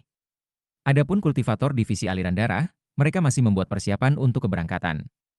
Mereka memiliki sesuatu yang sangat penting untuk dilakukan di bekas lokasi sekte mereka. Sebelum pergi, leluhur-leluhur datang menemui Bai Xiaon, yang masih merenungkan informasi tentang asal-usul divisi stream roh. Saat Bai Xiaon akan segera mengetahuinya, informasi yang harus dibagikan oleh Patriark Lengkung itu sama mengejutkannya dengan informasi yang telah dia pelajari dari divisi stream roh. Leluhur Patriark dengan cepat membuat segel formasi mantra, lalu memandang Bai Xiaon, ekspresinya sangat serius ketika dia berkata, "I Xiaon, apakah kamu tahu dari mana leluhur darah kita berasal?" Hah? Di mana leluhur darah berasal? Bai Xiaon terkejut, dan tidak bisa membantu tetapi bertanya-tanya mengapa kedua sekte ini memiliki begitu banyak rahasia. Keduanya memiliki latar belakang yang mengesankan, kebenaran yang membuatnya terguncang. Dia hampir linglung ketika dia melihat lengkungan Patriark. Leluhur-leluhur mendesah dengan kecewa. "Oh, jadi kamu tidak tahu. Aku berasumsi kamu akan belajar sesuatu ketika kamu menerima warisan." Yang bisa dilakukan Bai Xiaon hanyalah tersenyum kecut sebagai jawaban. Ya, kebenarannya adalah tidak ada dari kita yang tahu asal mula leluhur darah yang sebenarnya, jadi jangan khawatir tentang itu untuk saat ini. Sekte aliran darah meneliti leluhur darah selama bertahun-tahun. Akhirnya, penelitian itu mengarah pada teori kami tentang peninggalan Dewa Darah. Sekarang kita tahu bahwa kita benar. Semua tahun penelitian itu membuahkan hasil. Namun, ada lebih banyak teori. Berdasarkan semua penelitian, kami cukup yakin bahwa tubuh leluhur darah masih bisa bergerak. Mata Bai Xiaon semakin lebar. Dia tidak pernah bisa membayangkan bahwa tubuh leluhur darah dapat dikontrol dan dipindahkan. Kemudian dia berpikir kembali bagaimana dia sementara merasa dirinya mengambil alih tubuh leluhur darah ketika dia menerima warisan, dan dia mulai terengah-engah. Tubuh leluhur darah sangat besar, dan sebagian besar ada di bawah permukaan sungai Heavenspan. Kamu sadar akan formasi mantra besar yang dipasang di 5 puncak gunung yang merupakan 5 jari leluhur darah, benar. Fungsi sebenarnya dari pembentukan mantra itu adalah untuk memungkinkan divisi aliran darah untuk mengendalikan tubuh leluhur darah. Bai Xiaon segera teringat kembali ketika Patriarch Limitless dan Sue Mei telah memanfaatkan formasi mantra di Midley Peak untuk memengaruhi ki darah di daerah. Setelah menjadi master darah, Bai Xiaon bisa langsung merasakan formasi mantra, hampir seperti seperangkat pakaian yang ada di permukaan leluhur darah. Pada titik ini, dia mulai memahami apa yang divisi darah rencanakan lakukan. Berhasil melakukan tugas seperti itu akan sangat sulit, dan sekte aliran darah menyiapkan bertahun-tahun untuk melakukan hal itu. Kami bahkan telah mengatur formasi mantra di dalam tubuh leluhur darah. Namun, sampai sekarang, kami telah kehilangan elemen inti. Kami membutuhkan seseorang yang bisa mengambil semua ki darah dari semua pembudidaya divisi Bloodstream dan memfokuskannya bersama-sama. Itulah kekuatan yang bisa digunakan untuk mengendalikan tubuh leluhur darah. Menurut penelitian dan spekulasi kami, hanya Dewa Darah yang bisa melakukan hal seperti itu. Harapan aku adalah bahwa kamu akan kembali ke markas kami, masukkan tubuh leluhur darah bersama kami, dan kendalikan itu. Lalu kita akan menuju sungai dan meluncurkan serangan kami di Sky River Chord. Dengan bantuan leluhur darah, peluang sekte penantang sungai untuk berhasil mengalahkan pengadilan sungai Sky akan sangat meningkat. Mata leluhur-leluhur itu bersinar dengan cahaya yang dalam. Lagi pula, ini adalah segala yang telah ia usahakan sepanjang hidupnya. Setelah beberapa saat hening, Bai Xiaon mengangguk. Dia juga dipenuhi dengan antisipasi pada pemikiran mengendalikan tubuh leluhur darah. Leluhur-leluhur tersenyum, lalu mengatur kapan tepatnya untuk membawa Bai Xiaon ke dalam leluhur darah. Setelah itu, dia pergi dengan sisa dari divisi aliran darah untuk kembali dan melakukan persiapan yang diperlukan. Beberapa hari kemudian, pasukan divisi Stream Roh mulai pergi. Bai Xiaon bergabung dengan mereka ketika mereka meninggalkan kota, dan hanya pada saat itulah dia yakin bahwa tidak ada orang lain yang akan datang mengungkapkan lebih banyak rahasia kepadanya. Begitu banyak rahasia. Dia berpikir, mendesah. Dia agak bangga pada dirinya sendiri. Jelas, dia adalah tipe orang yang cukup dipercaya orang untuk berbagi rahasia. Chapter 316. Sekarang setelah keempat divisi itu berangkat, kota itu sebagian besar kosong, hanya dihuni oleh sekelompok kecil pembudidaya yang telah ditinggalkan. Kekuatan divisi Stream Roh adalah yang terakhir pergi, sebagian besar karena jumlah besar orang yang harus diangkut. Selain itu, mereka tidak lagi berada di wilayah divisi Stream Spirit, jadi memindahkan puncak gunung ke-9 melibatkan upaya besar. Bahkan, perlu beberapa teleportasi untuk mendapatkannya kembali ke markas besar sekte di Eastwood Continent. Tentu saja, Bai Xiaon tidak harus terlibat dengan gerakan tentara yang sebenarnya, juga para patriar tidak harus membuang-buang energi untuk itu. Zheng Yuandong adalah pemimpin sekte, dan pada saat-saat seperti inilah otoritasnya berjalan lancar. Beberapa tetua utama dan bahkan seorang patriar tinggal di belakang dengan kekuatan utama untuk mengawal mereka. Tetapi patriar pendiri mengambil Bai Xiaon dan pembudidaya eselon warisan lainnya jauh di depan mereka. Untuk menggunakan kekuatan teleportasi dari puncak gunung ke-9 diperlukan pemborosan kekuatan yang signifikan. Namun, selama terlalu banyak orang tidak berada di gunung, sekte tersebut dapat membayar harganya. Tidak butuh waktu lama sebelum cahaya teleportasi naik ke langit. Kultivator yang tak terhitung jumlahnya memandang ke langit dengan pemujaan penuh hormat di Bai Xiaon dan pembudidaya eselon warisan lainnya. Menghela nafas, Bai Xiaon menatap bumi jauh di bawah. Dia berharap bisa membawa Big Fatty Zhang bersamanya, serta Hou Yunfei dan teman-temannya yang lain. Bahkan Yao Xinqi. Namun, dia tidak repot-repot mengganggu para leluhur dengan permintaan seperti itu. Lagi pula, dengan setiap orang tambahan yang akan diteleportasi, bahkan lebih banyak sumber daya harus terbuang sia-sia. Bukannya aku tidak ingin membantumu, saudara-saudari, igumamnya, melambai pada teman-temannya di bawah. Aku tidak bisa. Bahkan ketika Shangguan Tianyo memandang dengan gigi terkatup, dan Ghost Fang menatap agak kosong, Bai Xiaon menghilang. Suara gemuruh bergema, dan visi Bai Xiaon berenang. Kekuatan teleportasi mencengkeram pikirannya untuk sementara waktu, dan ketika segalanya menjadi jelas, dia mendapati dirinya di udara di atas Gunung Daoset di tengah-tengah divisi Stream Roh. Ketidaknyamanan yang berasal dari teleportasi tidak mempengaruhi kultivator Gold Core, dan untuk Bai Xiaon, ia memiliki tubuh kedagingan yang kuat dan basis kultivasi pendirian Yayasan Heaven Dao. Meskipun wajahnya agak pucat, dan basis budidayanya gemetar tidak stabil untuk sesaat, setelah mengambil beberapa napas dalam-dalam, dia merasa baik-baik saja. Itu menyebabkan pembudidaya eselon warisan sekitarnya untuk melihat dua kali padanya. Itu terutama berlaku untuk Li Qinghu, yang tampak sangat senang. Pada lebih dari satu kesempatan, ketika secara pribadi dengan Su Meixiang, dia mengemukakan betapa bangganya dia terhadap Bai Xiaon. Ikut aku, Xiaon. Kata patriar pendiri, ekspresinya serius saat dia melangkah maju. Adapun petani eselon peninggalan lainnya, mereka kembali ke sekte dengan patriarki lain untuk mulai membuat berbagai persiapan penting. Salah satu alasan mereka diteleportasi di seluruh benua untuk kembali adalah status mereka dalam sekte, tetapi alasan lain adalah bahwa mereka memiliki tugas penting di depan mereka. Mereka perlu membuat armada kapal, kapal besar yang bisa membawa divisi ke atas sungai Heavenspan. Mereka akan membuat armada kecil Heavenspan Battleships. Untuk melakukan perjalanan ke tengah capai tanah hampir tidak mungkin, dan juga sangat berbahaya. Bahkan ada beberapa daerah di tanah yang hampir tidak bisa dilewati. Sumber daya yang terlibat dalam melakukan perjalanan seperti itu sulit dibayangkan, dan pemborosan seperti itu akan menempatkan mereka pada posisi yang buruk dalam pertempuran yang akan datang. Oleh karena itu, setelah banyak diskusi, lebih dari 10 patriar sekte penentang sungai mencapai keputusan mereka. Mereka akan melakukan perjalanan ke atas sungai. Tentunya, setiap kapal yang dapat melawan arus di sungai Heavenspan akan menjadi sesuatu yang benar-benar luar biasa. Bahan-bahan yang digunakan untuk membangunnya harus dipilih dengan cermat. Jelas, baik divisi Stream Pil maupun divisi Stream Mendalam tidak dalam posisi untuk membuat kapal seperti itu. Karena itu, tugas yang sangat penting ini berada di pundak divisi Spirit Stream. Meskipun divisi Mendalam dan Pil Stream telah menyediakan banyak bahan yang diperlukan untuk membuat kapal, mereka masih kekurangan bahan untuk membuat lunas. Hal terbaik untuk digunakan untuk lunas adalah tulang belakang dari beberapa binatang raksasa, dan setelah banyak diskusi, divisi Stream Roh membuat keputusan tentang apa yang harus digunakan. Apa yang sekarang diperlukan adalah bagi para penanam eselon warisan dan para leluhur untuk mendapatkan tulang belakang binatang buas itu, dan kemudian membuat kapal perang secepat mungkin. Kemudian, mereka akan memiliki kapal perang Heavenspan mereka, yang akan mampu membawa lebih dari 1 juta pembudidaya dari 4 sekte besar. Semua orang segera bekerja tanpa meluangkan waktu untuk beristirahat. Adapun Bai Xiaon, ia mengikuti pendiri patriarki menuju area terbatas di belakang Gunung Daoset. Xiaon, tugasmu adalah melakukan yang terbaik untuk meramu pil penangkal sungai.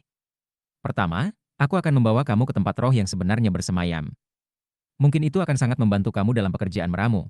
Bai Xiaon tidak bisa menahan diri untuk tidak gugup dengan nada serius pendiri patriark. Namun, dia sangat ingin tahu tentang kekuatan cadangan sekte yang paling dalam ini. Pada saat yang sama, hatinya dipenuhi dengan rasa hormat. Semangat sejati, gumamnya pada dirinya sendiri. Dia mengikuti patriark pendiri ke daerah terlarang, dan setelah hanya mengambil beberapa langkah, segala sesuatu di sekitarnya mulai menjadi buram, hampir seolah-olah itu hanya ilusi. Jantung Bai Xiaon berdetak kencang, dan dia bergegas dengan gelisah di belakang patriark pendiri. Untuk beberapa alasan, dia merasa bahwa mereka sekarang berada di suatu tempat jauh di bawah tanah, bahkan di bawah sungai Heavenspan sendiri. Segera, segalanya menjadi jelas, dan Bai Xiaon melihat gua kars besar di depan. 4 pintu masuk gua dapat terlihat mengarah ke gua, dengan Bai Xiaon dan patriark pendiri berdiri di salah satu dari mereka. Di bawah, air keemasan bisa terlihat.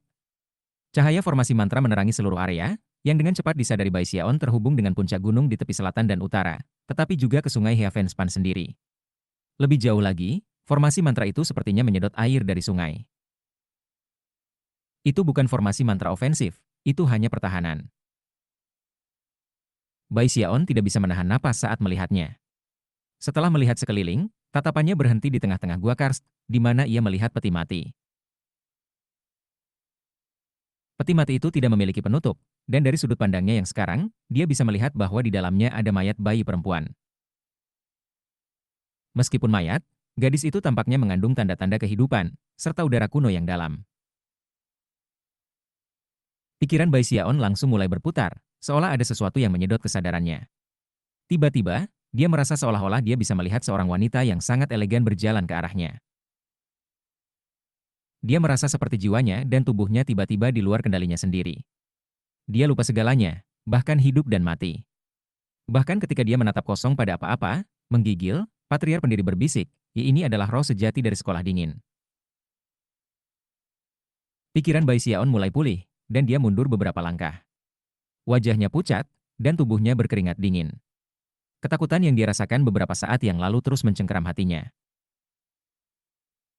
Patriark pendiri menjangkau dan meletakkan tangan kanannya di bahu Bai Xiaon. Basis kultivasi kamu terlalu rendah, sehingga kamu tidak bisa melihatnya terlalu lama. Namun, dengan bantuan aku, kamu harus dapat bertahan selama sekitar 10 napas waktu. Semoga itu bisa membantu kamu dalam meramu pil penolak sungai. Dengan itu, dia mengirim kekuatan basis kultivasi tanpa batas ke Bai Xiaon, menyebabkan dia menggigil saat dia sekali lagi melihat mayat bayi perempuan itu. Kali ini, pikirannya tidak terasa seperti dihisap. Dia memandangi mayat itu sedekat mungkin, mencoba melakukan setiap detail pada ingatan. Segera, 10 napas waktu hampir habis. Setelah ragu sesaat, Bai Xiaon memutuskan bahwa hanya dengan mata telanjangnya tidak akan banyak membantunya dalam meramu pil River Deving. Sambil menggertakkan giginya, dia membuka mata Dharma Heavenspan-nya. Begitu mata ketiga terbuka, apa yang dilihatnya bukan lagi mayat bayi perempuan. Sebaliknya, itu adalah wanita yang sangat elegan terbaring di sana. Matanya tertutup, dan dia benar-benar tidak bergerak. Dia dikelilingi oleh kabut hitam menggeliat yang menyerupai belatung yang tak terhitung jumlahnya, yang terus-menerus berusaha mengunyah jalan mereka ke tubuhnya. Jelas, itu adalah formasi mantra dan air dari Heavenspan River yang memperlambat kemajuan mereka. Di dalam dada wanita itu ada sebuah kuali yang memancarkan cahaya biru tua. Rupanya, belatung kabut hitam takut kuali, dan cahaya yang bersinar dari itu, mereka menghindarinya dengan cara apapun. Sayangnya, cahaya kuali itu sangat redup, seolah-olah itu hanya mengandung sedikit sisa kekuatan yang tersisa di dalamnya. Kemudian, bagi Bai Xiaon sangat terkejut, sesuatu terjadi yang hampir ia duga adalah ilusi. Mata wanita itu terbuka, mengungkapkan kegelapan total dan total saat dia melihat Bai Xiaon. Pil penolak sungai mengambil kehidupan dari air sungai Heavenspan. Gabungkan energi langit dan bumi untuk menggerakkan kekuatan kuali dingin dan menekan kekuatan 9 iblis. Bai Xiaon menggigil dan secara spontan berteriak. Dia membuka matanya dan berkata. Sebelum dia bisa selesai berbicara, wajah patriark pendiri berubah pucat, dan darah mulai mengalir keluar dari mulutnya. Meski begitu, ekspresi kegembiraan memenuhi wajahnya dan dia memandang Bai Xiaon. Kamu melihat roh yang sebenarnya membuka matanya. Dia berbicara. Bai Xiaon mengangguk tidak percaya. Sang patriark pendiri dengan penuh semangat menggenggam tangan dan membungkuk pada bayi perempuan itu, lalu membawa Bai Xiaon pergi, menghujani dia dengan pertanyaan sepanjang waktu. Bahkan setelah melangkah kembali ke Gunung Daoseet, matanya masih bersinar karena kegembiraan. Fakta bahwa roh yang sebenarnya membuka matanya menunjukkan bahwa dia juga percaya bahwa kamu memiliki potensi untuk meramu pil penangkal sungai. Datang. Aku akan membawa kamu untuk melihat satu pil penantang sungai yang kami miliki di sekte ini. Setelah mempelajarinya, kamu dapat mencoba meramu sendiri. Dia menggenggam lengan Bai Xiaon, dan mereka berdua menghilang. Ketika mereka muncul kembali, mereka berada di luar gua abadi di puncak gunung ke-9, tempat yang sangat tertutup oleh banyak formasi mantra. Sang patriark pendiri segera melambaikan tangannya, menyebabkan sebuah kotak terbang keluar dari gua. Ketika kotak itu mendarat di depan Bai Xiaon, tutupnya terbuka, memperlihatkan pil obat ungu. Tampaknya benar-benar kuno, seolah-olah itu telah diramu bertahun-tahun yang lalu. Segera setelah itu muncul, warna-warna aneh muncul, dan angin besar berhembus. Bai Xiaon segera bisa merasakan kekuatan-kekuatan hidup yang tak terlukiskan di dalam pil. Pil penangkal sungai. Chapter 317. Kekuatan hidup begitu luar biasa sehingga rumput dan tanaman tumbuh di bawah kaki Bai Xiaon.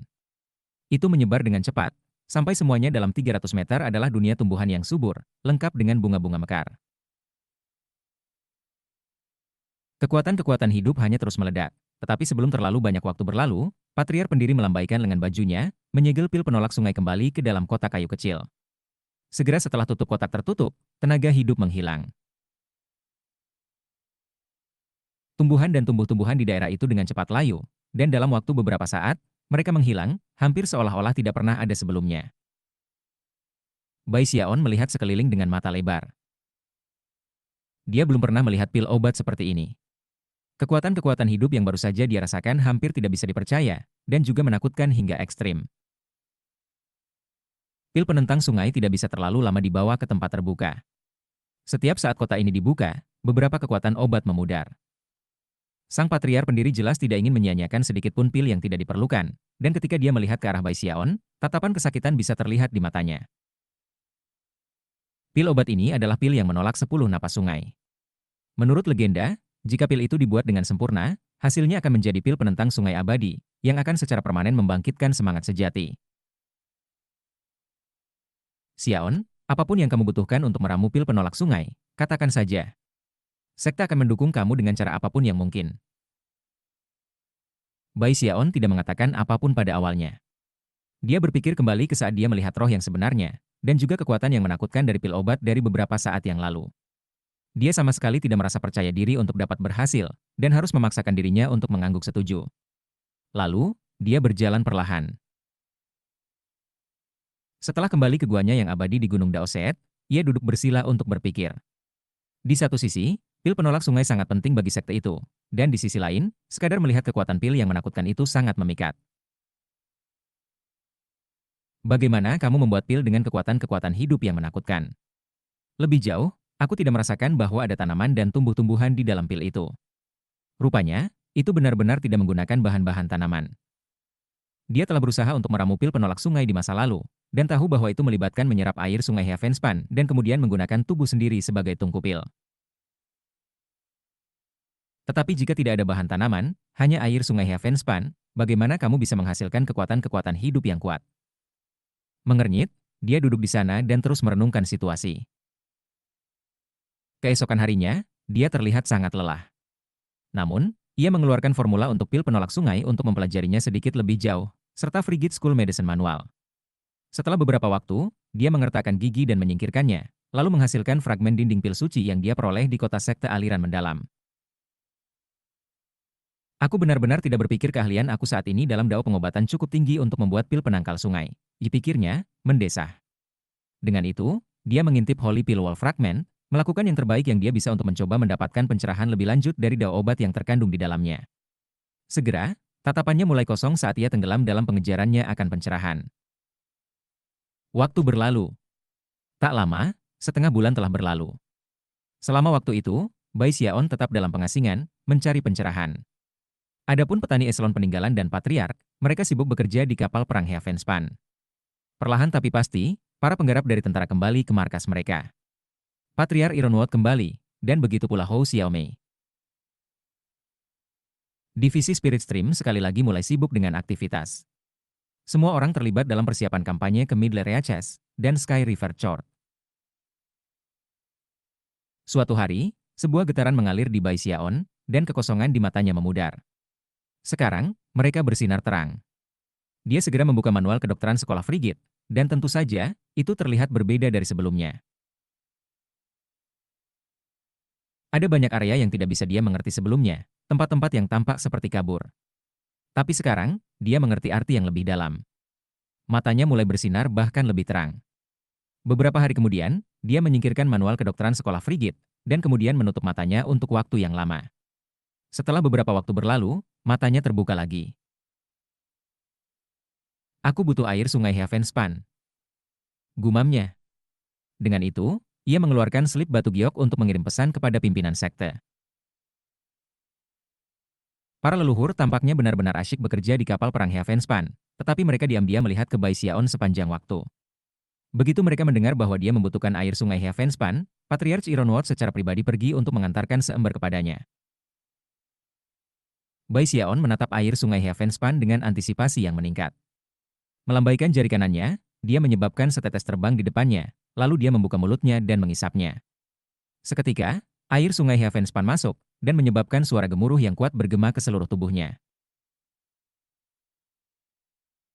Gunakan tubuhku sebagai tungku pil, menggabungkan kekuatan hidup ke dalam air sungai Heavenspan, menyebabkan kekuatan hidup berkembang, mengubahnya menjadi obat roh. Dengan mata tertutup, dia terus memanipulasi air sungai Heavenspan di dalam tubuhnya, berusaha untuk memadukannya dengan kekuatan hidupnya sendiri. Hari berikutnya, suara gemuruh memenuhi gua abadi. Rambut Bai Xiaon berantakan total, dan guanya yang abadi dipenuhi dengan aroma yang benar-benar berbahaya. Namun, dia belum siap untuk menyerah. Mengambil setetes lagi air sungai Heavenspan, dia memutuskan untuk mencoba lagi. Tak lama, setengah bulan telah berlalu. Selama waktu itu, suara gemuruh bergema keluar terus-menerus dari gua abadi Bai Xiaon, bersama dengan bau busuk yang segera memenuhi semua gunung Daoset. Namun, tidak ada yang mengeluh. Sang patriark pendiri telah lama menyebarkan berita bahwa Bai Xiaon sedang mengerjakan pil obat yang sangat penting untuk sekte ini. Kekuatan hidup tidak cukup. Tidak cukup. Setelah menghabiskan setengah bulan tanpa tidur atau istirahat, Bai Xiaon tampak agak kurus. Rambutnya benar-benar acak-acakan, dan matanya merah cerah. Dia tampak seperti orang gila. Dia telah menggunakan lebih dari setengah ember air sungai Heavenspan, dan telah gagal setiap saat. Alasan utama untuk itu adalah bahwa ia tidak memiliki kekuatan hidup yang cukup.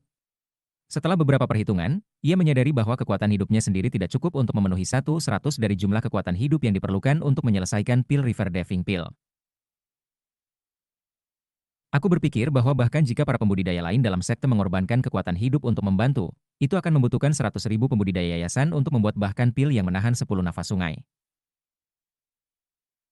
Entah 100.000 penggarap yayasan pendirian atau 10.000 penggarap inti emas. Mungkin 1.000 patriark. Bagaimana mungkin pil ini bisa diramu? Dia menggelengkan kepalanya. Meskipun secara teori dimungkinkan untuk membuat pil seperti itu, sepertinya tidak realistis. Sekte polaritas langit berbintang langit mungkin tidak akan berhasil, apalagi divisi stream roh dari sekte penangkal sungai. Mungkin aku salah mengartikannya, pikirnya, mengerutkan kening. Namun, tidak ada jumlah pemikiran yang memberikan ide tambahan. Akhirnya, dia tidak punya pilihan selain menemukan patriark pendiri dan menyatakan dengan sedih bahwa dia menyerah. Meskipun patriark pendiri menghela nafas dalam hati karena kecewa, dia merasa sedih melihat betapa lelahnya Bai Xiaon. Dia juga tahu bahwa pil penolak sungai adalah sesuatu yang tidak bisa dibuat dengan santai. Setelah semua, satu generasi demi satu dalam sekte stream roh gagal menghasilkan satu. Itu tidak masalah, katanya menghibur. Kamu tidak bisa memaksakan kesuksesan dalam hal ini, Xiaon. Dalam 3 hari, Aku dan patriar lainnya akan membawa penanam eselon warisan ke jurang di tepi utara. Kenapa kamu tidak ikut? Di dalam jurang adalah ranah saku misterius yang kami temukan di masa lalu. Bertahun-tahun yang lalu, aku melihat kerangka binatang buas di sana, meskipun aku tidak dapat mengambilnya saat itu. Ada banyak tempat di dalam yang belum pernah dijelajahi siapapun. Meskipun ada beberapa bahaya, ada juga peluang untuk merebut takdir. Siapa tahu, mungkin kamu bisa menemukan keberuntungan sebelum perang dimulai. Bai Xiaon mengangguk lelah. Itu merupakan pukulan berat baginya untuk gagal, jadi dengan kekecewaan besar ia berjalan kembali ke guanya yang abadi. Di sana, dia duduk bermeditasi dan merenungkan segala yang telah dia lakukan dengan pil penolak sungai. Hou Xiaomei sudah kembali, tapi dia tahu itu bukan waktu yang tepat untuk mengganggu Bai Xiaon, jadi dia menjauh. Zhang Fati besar dan teman-temannya yang lain melakukan hal yang sama. 3 hari berlalu dengan cepat, dan Bai Xiaon perlahan pulih. Segera, basis budidayanya kembali di puncak, dan kekecewaannya karena gagal meramu pil penolak sungai untuk sementara menghilang. Saat itulah batu giok yang tergelincir di tasnya mulai bergetar, dan dia membuka matanya. Ketika dia mengeluarkan selip giok, kata-kata patriar pendiri bergema di telinganya, memanggilnya ke tempat pertemuan di konservasi binatang. Aku melakukan yang terbaik, igumamnya, Idan tidak bisa meramu pil penangkal sungai pada saat ini. Sambil menarik napas dalam-dalam, dia memandang sekte yang dia kenal dengan baik, lalu melesat maju dalam sorotan cahaya. Menuju tepi utara. Sepanjang jalan, para kultivator divisi Stream Roh yang melihatnya memiliki wajah yang sangat hormat ketika mereka membungkuk memberi salam. Penerimaan seperti itu mencerahkan suasana hati Bai Xiaon, dan dia tanpa sadar menggenggam tangannya di belakang punggungnya dan mengambil posisi seseorang dari generasi senior. Sambil tersenyum, dia mengangguk ke arah mereka yang menyambutnya. Dia terutama senang melihat begitu banyak murid perempuan yang bersemangat dan muda memerah ketika mereka memandangnya dari sudut mata mereka. Segera, suasana hatinya pulih sepenuhnya. Bersihkan tenggorokannya, dia berhenti berusaha terlihat seperti seseorang dari generasi senior dan berusaha tampak sedikit lebih gagah dan energik. Sambil tersenyum lebar, dia terbang di udara dengan cara dramatis, menikmati teriakan gembira yang bergema di belakangnya. Hahaha, ternyata aku benar-benar orang yang gagah. Aku kira itu hanya salah aku. Aku terlalu menarik. Merasa lebih indah dari sebelumnya, ia terus terbang bersama sampai kebetulan melihat Yao Xinqi. Ketika mata mereka bertemu, Bai Xiaon tersenyum, dan dia mengerutkan kening dan melewatinya. Bai Xiaon menyipitkan matanya. Dari apa yang dia tahu, ada beberapa kesalahpahaman antara dirinya dan Yao Xinqi, jadi dengan sangat hormat dia tiba-tiba berkata, sekte keponakan Xinqi, tolong tunggu sebentar. Yao Xinqi berhenti dan menatapnya dengan tenang. Apakah kamu memiliki pesanan untukku, Patriark Junior? Menggenggam tangannya di belakang punggungnya, dia berusaha terlihat setenang mungkin saat dia mengangkat dagunya ke udara. Ada sesuatu yang ingin aku sampaikan kepada kamu untuk beberapa waktu sekarang, tetapi aku tidak pernah menemukan kesempatan yang tepat. Hari ini, aku akan dengan berani mengatakan yang sebenarnya. Dan itu adalah, bahwa aku adalah kura-kura kecil. Dengan itu, dia merenungkan apa yang harus dikatakan setelah Yao Xinqi menyatakan keterkejutannya. Oh, aku tahu, kata Yao Xinqi, ekspresinya sama seperti sebelumnya. Dengan itu, dia terbang dalam sorotan cahaya. Hah, kata Bai Xiaon, rahangnya jatuh saat dia melihat Yao Xinqi menuju ke kejauhan. Reaksinya sepenuhnya dan benar-benar tenang, yang sama sekali tidak seperti yang diharapkannya. Sebelum dia bisa bereaksi, tawa parau meledak dari tasnya. Advertisements. Kamu kura-kura kecil. Hahaha. Oh, aku mengerti. Ya, karena kamu sangat mencintai Lord Turtle, aku tidak akan menghinamu di masa depan. Chapter 318. Bai Xiaon memukul tasnya menahan frustrasi. Kura-kura kecil itu telah menjadi sakit kepala baginya, tetapi tidak ada yang bisa dia lakukan untuk situasi ini.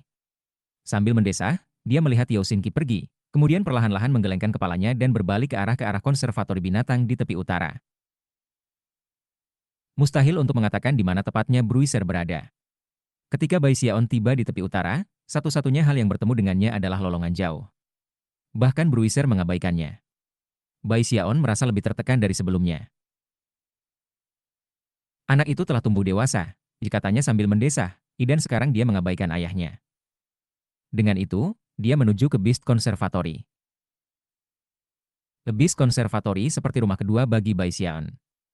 Begitu dia tiba, binatang-binatang perang melihat ke atas dan mengeluarkan raungan ucapan selamat. Ayo, jadilah anak yang baik, Black Kie. Jangan menggertak dai siang malang. Apa yang kamu lakukan, Tuan Black Bear? Berkelahi lagi. Apa yang aku katakan terakhir kali? Baiklah, kamu kehabisan waktu selama 2 jam berikutnya. Bai Xiaon menyapa binatang-binatang perang ketika dia pergi, dan segera dia memiliki seluruh kelompok berkerumun di sekitarnya saat dia menuju ke jurang tempat naga tinta Heavenhorn tinggal. Para leluhur sudah berkumpul di tepi jurang, serta para penanam eselon warisan. Mereka semua memiliki ekspresi yang sangat serius di wajah mereka. Ketika Bai Xiaon diingatkan bahwa basis budidayanya adalah yang paling lemah dari kelompok, ia melambaikan binatang buas pertempuran. Kemudian dia naik ke tepi jurang dan melihat ke dalam. Jauh di lubuk hati, dia hanya bisa melihat bentuk bayangan yang adalah naga tinta Heavenhorn. Segera, semua orang berkumpul, dan patriar pendiri memandang kelompok itu dan berkata, di bertahun-tahun yang lalu, aku melihat kerangka binatang tingkat dewa di dalam jurang. Namun, tidak ada usaha yang cukup dari aku untuk membawanya kembali. Sekarang, kita berada di ambang berbaris ke perang, dan berada di tengah membangun kapal perang Heavenspan. Tulang belakang binatang itu akan sempurna untuk digunakan sebagai lunas kapal. Kami 5 patriar akan melakukan yang terbaik untuk mengambil sisa-sisa binatang itu. Sedangkan untuk kamu semua, jangan ragu untuk bergabung dengan kami, atau menjelajahi kedalaman jurang. Mungkin kamu dapat menemukan keberuntungan di dalamnya. Wilayah kantung di dalam jurang adalah tanah harta karun, dan berisi benda-benda dari zaman kuno. Ada banyak tempat yang bahkan belum pernah aku kunjungi. Ada tempat-tempat takdir, dan tempat-tempat bahaya. Ingatlah untuk tidak menyimpang terlalu jauh. Jika sesuatu yang tidak diinginkan terjadi, hancurkan selip giok mundur ini untuk segera dikembalikan kepada kami. Dengan itu, ia melambaikan lengan bajunya, mengirimkan selip batu giok yang terbang ke semua orang yang hadir. Bai Xiaon mengambil selip giok dan memeriksanya. Dia bisa segera merasakan kekuatan teleportasi dari puncak gunung ke-9 di atasnya, dan merasa sedikit lebih nyaman. Setelah semua, ranah saku ini adalah bagian dari sekte Stream Roh, dan ditutupi oleh banyak formasi mantra sekte. Dengan demikian, itu harus menjadi tempat yang relatif aman. Setelah semua penjelasan dibuat, patriar pendiri memandang ke bawah ke jurang, matanya bersinar terang. Heavenhorn, buka ranah saku misterius. Naga tinta Heavenhorn memberikan suara gemuruh sebagai tanggapan, dan kemudian mengangkat kepalanya. Mata bersinar dengan cahaya misterius, itu meluncur ke bawah ke jurang. Suara gemuruh intens menyebar ke tanah. Semua binatang buas pertempuran di Beast Conservatory terdiam, dan sisa binatang buas di sepanjang tepi utara mulai bergetar. Bruiser berada di tengah mondar-mandir di sekitar binatang betina yang menyerupai kilin, ketika tiba-tiba, dia menggigil dan melihat ke atas. Pada saat yang sama, pusaran besar muncul di bagian paling bawah jurang. Angin liar keluar dari dalamnya, menyebabkan pakaian semua orang mencambuk dengan liar. Kabut hitam meletus, memenuhi daerah itu dengan sensasi kealamian yang mendalam. Bahkan pada jarak mereka saat ini dari pusaran, jelas bahwa ada dunia lain di sisi lain. Mereka hampir tidak bisa melihat banyak gunung yang ditumbuhi tanaman subur, serta makhluk besar seperti naga dengan sayap kasar yang berterbangan di udara. Segera setelah pusaran itu muncul, makhluk itu menoleh dan kemudian mulai terbang ke arah mereka. Namun, naga tinta Heavenhorn bahkan lebih besar dari naga bersayap.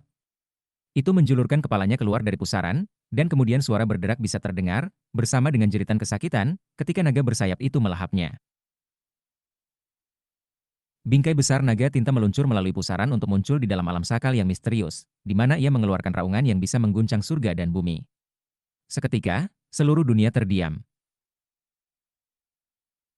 Keyakinan yang ditunjukkan oleh naga tinta Heavenhorn menunjukkan bahwa itu akrab dengan dunia saku misterius. Itu masuk akal mengingat bahwa itu aslinya berasal dari tempat itu. Bahkan ketika Bai Xiaon tersentak, patriar pendiri berbicara sekali lagi. Heavenhorn akan berjaga-jaga. Pintu masuk akan tetap terbuka selama 1 bulan, setelah waktu itu kamu harus kembali. Dengan itu, patriar pendiri dan 4 patriar lainnya berkedip bergerak, berubah menjadi 5 sinar cahaya yang melesat ke pusaran dan kemudian menghilang di cakrawala. Penanam eselon warisan semua orang bangga, dan meskipun mereka memiliki rasa hormat terhadap Bai Xiaon, dia masih hanya dalam tahap yayasan pendirian, sementara mereka semua dalam tahap inti emas. Setelah mengangguk singkat ke Bai Xiaon, Mereka semua menembak ke arah pusaran. Xiaon, jangan pergi terlalu jauh, jika Li Qinghou. Jika sesuatu yang buruk terjadi, segera hancurkan batu giok itu. Dengan itu, dia menawarkan beberapa peringatan lagi. Pada titik ini, penanam eselon warisan lainnya semakin tidak sabar, jadi dia terbang untuk menemui mereka. Mereka berencana untuk pergi ke tempat yang akan terlalu berbahaya bagi para penggarap yayasan pendirian, membuatnya tidak pantas untuk membawa Bai Xiaon. Selain itu, peluang untuk keberuntungan seperti ini tidak mudah didapat. Bai Xiaon memperhatikan Li Qinghou membuat jalan ke kejauhan, dan kemudian berdiri di tepi jurang, menunduk dengan ragu-ragu ketika dia mencoba memutuskan apakah akan masuk atau tidak. Ayo, ayo, nak, kata naga tinta Heavenhorn, tersenyum. Cukup aman di sini. Hanya tinggal dalam jarak 500 km dari pintu masuk, dan aku bisa melindungimu secara pribadi. Bai Xiaon terbatuk kering saat memikirkan hal itu lagi. Akhirnya, dia memutuskan bahwa karena tempat ini adalah ranah saku milik sekte, dan dia juga memiliki slip geoteleportasi, itu tidak mungkin terlalu berbahaya.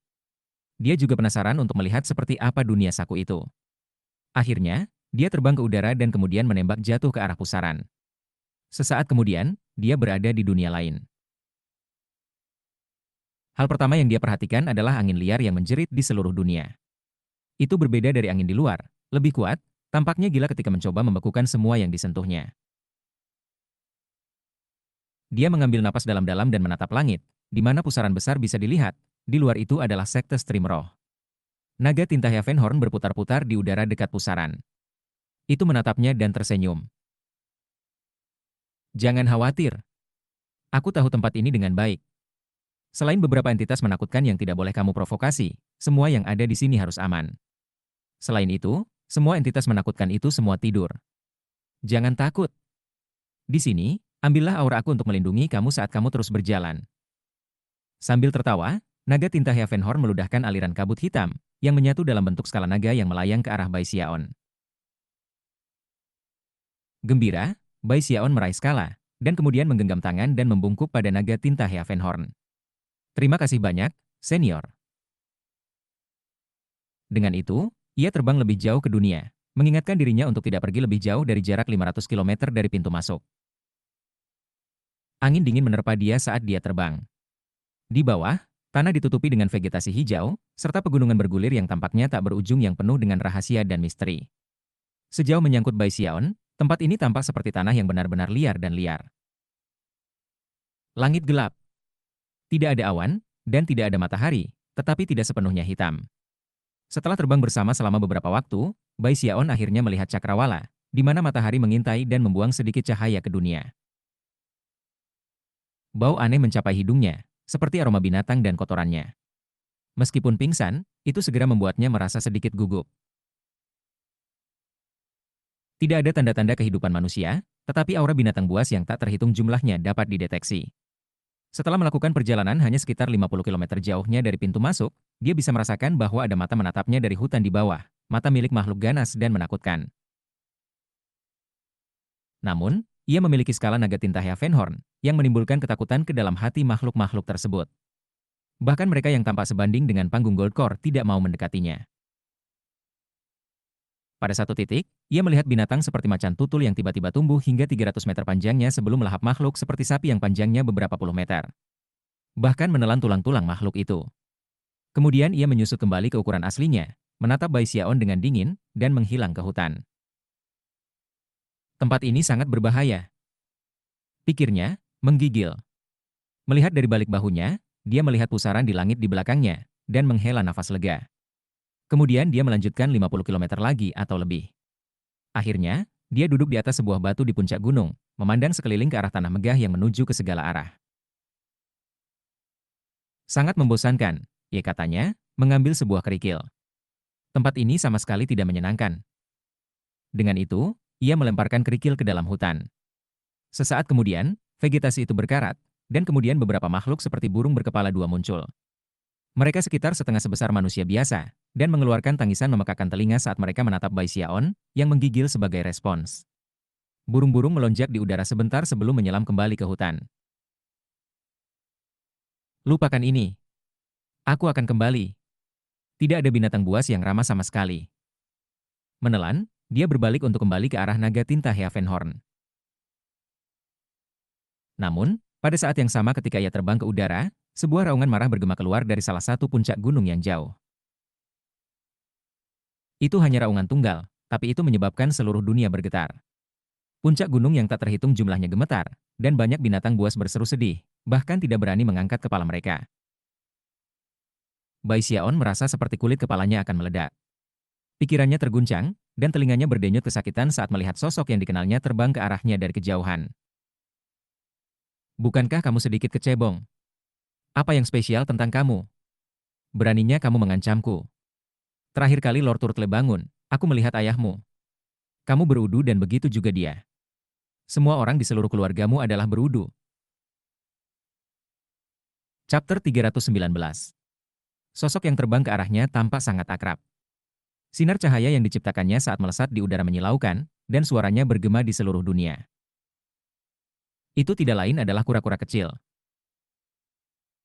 Rahang Bai Xiaon turun, dan rambutnya mulai berdiri tegak. Dia merasa seolah-olah pikirannya sedang dikejutkan oleh 100.000 baut pencahayaan, dengan disertai guntur berdentam di telinganya. Dia segera berteriak. Kapan kamu keluar dari tas peganganku? Sebelum dia selesai berbicara, dia melihat apa yang terjadi di balik kura-kura kecil itu. Puncak gunung itu meledak menjadi reruntuhan batu dan puing-puing. Tanah bergetar, dan banyak burung dan binatang melarikan diri ketakutan ketika kodok raksasa muncul dari bawah permukaan bumi. Kodok itu besar, lebih dari 30.000 meter. Saat itu terbang ke udara, itu menghabisi matahari, dan melemparkan bayangan besar ke tanah. Pada saat yang sama, aura kegilaan dan kebrutalan yang tak terlukiskan bergema. Mata kata itu merah padam karena melotot ke arah kura-kura kecil seukuran kutu.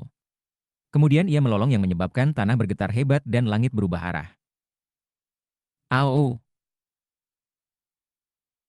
Udara tercabik-cabik ketika ledakan sonik meluncur ke segala arah. Saat kura-kura kecil itu melesat, ia juga tampak marah, dan melepaskan banyak pelecehan. Untuk apa kamu berteriak? Aku tahu kamu pria. Kamu bahkan tidak layak dengan orang tua kamu sendiri, kamu merosot. Terakhir kali Lord Turtle ada di sana, kamu hanya berudu, dan aku bisa menghancurkanmu sampai mati dalam sedetik. Tidak menunggu aku bisa menghancurkan ayahmu sampai mati. Tidak menunggu menghancurkan kakekmu. Mata katak terbakar dengan cahaya merah terang saat membanting ke tanah, menyebabkan semuanya dalam jarak 3.000 meter runtuh. Celah-celah meliuk-liuk seperti sarang laba-laba ketika kata itu kemudian meluncur kembali ke udara, terbang dengan marah ke arah kura-kura kecil itu. Rambut Bai Xiaon mencambuk sekelilingnya dengan marah, dan dia dikirim dengan terhuyung ke belakang, menjerit sepanjang waktu. Sialan kamu kura-kura brengsek. Aku membencimu. Bai Xiaon tampak hampir menangis. Kodok itu tampak ganas dan brutal. Meskipun itu tidak sama menakutkannya dengan buaya emas, itu pasti tipe makhluk yang harus dihindari. Namun, kura-kura kecil itu berhasil membuatnya marah. Bai Xiaon ingin membunuh kura-kura kecil itu, terutama karena fakta bahwa dia terbang langsung ke arahnya. Merasa sangat gila, dia melepaskan semua kecepatan yang bisa dikerahkannya untuk melarikan diri ke arah yang berlawanan. Dia menggunakan Heavenly Demon Body-nya, sayapnya, dan betapa kecilnya kekuatan gravitasi dan tolakan yang bisa dia kendalikan. Lalu dia menambahkan Bash mengguncang gunung, berusaha sekuat tenaga untuk menjadi tak lebih dari kaburnya bayangan. Meskipun kecepatannya tidak bisa digambarkan lambat, kura-kura kecil itu lebih cepat. Dalam sekejap mata, dia tepat di sebelah Bai Xiaon. Melihat ke arahnya, dia menjulurkan bibir bawahnya dengan mengejek dan berkata, apa yang kamu takutkan? Lord Turtle ada di sini. Bertahun-tahun yang lalu, aku menghancurkan bertonton kecebong itu. Ah iya, Lord Turtle sudah lelah sekarang. Aku perlu istirahat sebentar. Jangan ganggu aku, kalau tidak aku akan menghina kamu sampai mati. Kura-kura kecil itu menguap, kemudian menjadi kabur cahaya yang menghilang ke dalam tas memegang Bai Xiaon. Pada saat sebelum menghilang, dia berteriak, hai, berudu kecil. Jika kamu pikir kamu sudah mendapatkan apa yang dibutuhkan, silakan dan bertarung dengan tuanku. Jangan datang mencari aku sampai kamu bisa mengalahkannya. Bai Xiaon melolong marah, dan hanya akan mulai mengutuk kura-kura kecil ketika raungan yang bahkan lebih kuat bergema di belakangnya, dan dia melihat ke belakang untuk melihat kodok besar memelototinya dengan kegilaan total. Melihat kembali tasnya yang dipegang, air matanya mengalir deras. Maafkan aku, katanya. Lord Turtle, tolong, lepaskan aku. Aku sebenarnya sangat suka kura-kura. Namun, kura-kura kecil itu tidak menanggapi sama sekali. Bai Xiaon sangat sedih. Dia berpikir kembali ke buaya emas, dan menyadari bahwa jika hal-hal terus terjadi seperti mereka, kura-kura kecil mungkin mengorbankan nyawanya yang kecil dan miskin. Kamu akan mendapatkan apa yang pantas kamu dapatkan hari ini. Dia melolong ketika dia bergerak lagi. Senior Heavenhorn, selamatkan aku. Di kejauhan, naga tinta Heavenhorn masih melayang di udara. Begitu mendengar teriakan kodok, ia melihat keheranan, dan matanya melebar. Kemudian ia mendengar Bai Xiaon, dan melihatnya melarikan diri dengan kecepatan tinggi, dan semua sisik di tubuhnya berdiri. Sialan, bagaimana kamu bisa membuat kodok tua begitu kesal? Naga tinta Heavenhorn benar-benar gemetar ke dalam. Meskipun kelihatannya seperti makhluk yang kuat, ada beberapa binatang buas yang lebih tua di dunia ini yang bahkan tidak berani memprovokasi. Ternyata, kata ini adalah salah satunya. Menjauh, seru naga itu. Jangan datang ke sini. Tentu saja, Bai Xiaon tidak mendengarkan, dan melesat ke arah naga secepat yang dia bisa. Bahkan ketika naga tinta Heavenhorn bergetar, Katak mengeluarkan raungan lain. Kemudian, mata naga yang ketakutan menjadi merah padam, hampir seolah berada di ambang melepaskan amarahnya. Bai Xiaon langsung tergerak melihat seberapa baik naga tua itu memperlakukannya, dan didorong ke depan dengan kecepatan yang lebih besar. Senior Heavenhorn, betapa baik dan berbudi luhurmu. Aku, Bai Xiaon, akan selalu mengingat ini, dan aku pasti akan membayarmu begitu aku tiba di sekte. Rasa terima kasih Bai Xiaon tampaknya tidak ada habisnya. Dari apa yang bisa dia katakan, naga itu masih harus bersyukur atas betapa dia telah membantunya selama bertahun-tahun yang lalu. Tiba-tiba, kata itu meraung lagi. Tetapi kali ini, ia juga menjulurkan lidahnya, yang panjangnya tak terlukiskan, dan bergerak dengan kecepatan yang sulit untuk diungkapkan dengan kata-kata. Dalam sekejap mata, naga tinta Heavenhorn telah menjadi sasaran. Jelas, kata itu ingin menghapus naga itu terlebih dahulu, dan kemudian merawat Bai Xiaon sesudahnya. Mata naga itu melebar ketika sensasi intens dari krisis mematikan melonjak melaluinya. Rekan Daois Toat, apakah pang ini memprovokasi kamu? Aku akan menjaganya untukmu. Kido, beraninya kamu memprovokasi kakak besar aku. Apakah kamu memiliki keinginan mati? Meskipun kata-kata naga tinta Heavenhorn bergema dengan cara dramatis, di dalam hati, itu bergetar. Adapun katak tua, sepertinya kaget. Lidahnya berhenti bergerak, dan bukannya terus menyerang naga tinta Heavenhorn, tiba-tiba itu melesat ke arah Bai Xiaon. Sebelum dia bisa bereaksi, itu melilit dan mengangkatnya dari kakinya. Bai Xiaon menjerit. Meskipun dia ingin menangis, air mata tidak akan datang. Sebelum dia bisa melakukan hal lain, suara angin deras bertiup melewati telinganya, dan semuanya menjadi gelap. Yang bisa dilihat naga tinta Heavenhorn hanyalah lidah besar yang membungkus Bai Xiaon dan kemudian, dalam sekejap mata, berguling kembali ke mulut katak. Naga tinta Heavenhorn gemetar, tapi ia memasang senyum memesona saat kodok memelototinya, lalu berbalik dan melompat ke kejauhan. Setelah mengkonfirmasi bahwa kodok itu hilang, naga tinta Heavenhorn menarik napas dalam-dalam. Itu dia. Tamat. Bai Xiaon mudah dimakan oleh katak tua. Meskipun, sekarang aku berpikir tentang hal itu, kata membutuhkan waktu lama untuk mencernanya. Tubuh kedagingan Bai Xiaon cukup tangguh. Dia seharusnya aman untuk sementara waktu. Naga itu dengan cepat mengulurkan tangan untuk melakukan kontak dengan para leluhur dengan harapan menyelamatkan Bai Xiaon secepat mungkin. Bai Xiaon sekarang berada di dalam katak. Segala sesuatu di sekelilingnya berwarna hitam pada awalnya, tetapi perlahan-lahan penglihatannya membaik, di mana wajahnya kehabisan darah. Dia dikelilingi oleh lendir dan cairan lain. Semuanya menggeliat. Itu terlalu mengerikan untuk dilukiskan dengan kata-kata, dan lebih jauh lagi, bau asam mengerikan memenuhi udara yang menyebabkan Bai Xiaon hampir muntah. Dia saat ini terpampang di dekat petak daging, dan ketika dia mencoba mengangkat lengannya, banyak tali lendir menyebar dan terkulai ke bawah. Kura-kura kecil yang terkutuk oleh surga, aku membencimu. Yang membuatnya ngeri, dia menyadari bahwa pakaiannya perlahan mulai larut. Syukurlah, teknik hidup kekal yang abadi dan tubuhnya yang kuat memastikan bahwa dia tidak terluka. Butuh banyak usaha, tetapi ia berhasil berjuang untuk posisi duduk. Kemudian dia bangkit dan melihat sekeliling, mengerutkan kening. Kodok itu pasti menelanku. Aku pasti ada di dalamnya sekarang.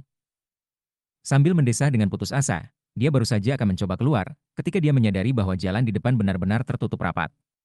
Kemarahan melonjak, ia melakukan gerakan mantra dengan tangan kanannya dan memanggil pedang Kidarah. Tanpa ragu dia menebasnya di depannya. Buka! Sebuah suara terdengar seperti goresan logam pada logam, dan tidak ada satupun goresan yang terlihat. Ini tidak akan berhasil. Aku perlu mencari cara lain untuk membuka mulut katak. Aku kira aku harus melangkah lebih jauh. Mungkin, sial. Mungkinkah kultivator terkenal dunia Bai Xiaon harus menggunakan pintu belakang? Mengernyit di ambang air mata, ia terus berjuang untuk membuat keputusan. Dia mencoba menggunakan slip geoteleportasi, tetapi ternyata tidak berhasil di lokasi ini. Sambil mendesah dengan sedih, dia mulai melangkah lebih jauh ke kedalaman. Pakaiannya terus meleleh. Untungnya, tubuh kedagingannya cukup kuat sehingga dia bisa bertahan untuk saat ini. Saat ia berjalan, kakinya menempel ke tanah yang lengket, menyebabkannya hampir muntah beberapa kali. Aku akan membunuhmu, kura-kura kecil. Marah, dia merogoh tasnya memegang beberapa kali, tetapi bahkan tidak dapat menemukan jejak kura-kura kecil itu. Chapter 320. Merasa seperti dia tidak punya pilihan lain, Bai Xiaon melanjutkan, langkah demi langkah. Akhirnya, ia kehilangan jejak dengan tepat berapa banyak langkah yang telah diambilnya. Syukurlah, basis budidayanya berada di akhir foundation, dan laut spiritual ketujuhnya berada pada titik puncak yang sepenuhnya dikristalisasi. Karena itu, cadangan kekuatan spiritualnya sangat dalam, memungkinkannya menahan napas untuk waktu yang sangat lama. Yang paling penting dari semua adalah tubuh kedagingannya yang kuat. Meskipun sensasi menyengat dan bau tajam, ia mampu menggertakkan giginya dan melanjutkan. Skenario terburuk, aku hanya menunggu untuk diselamatkan. Naga tua itu mungkin takut mati, tetapi dia pasti akan memberitahu para leluhur tentang apa yang terjadi. Dia tidak bisa percaya dia sangat sial, dan pada saat yang sama, kebenciannya pada kura-kura kecil semakin kuat. Mengutuk sepanjang jalan, dia melanjutkan lebih dalam.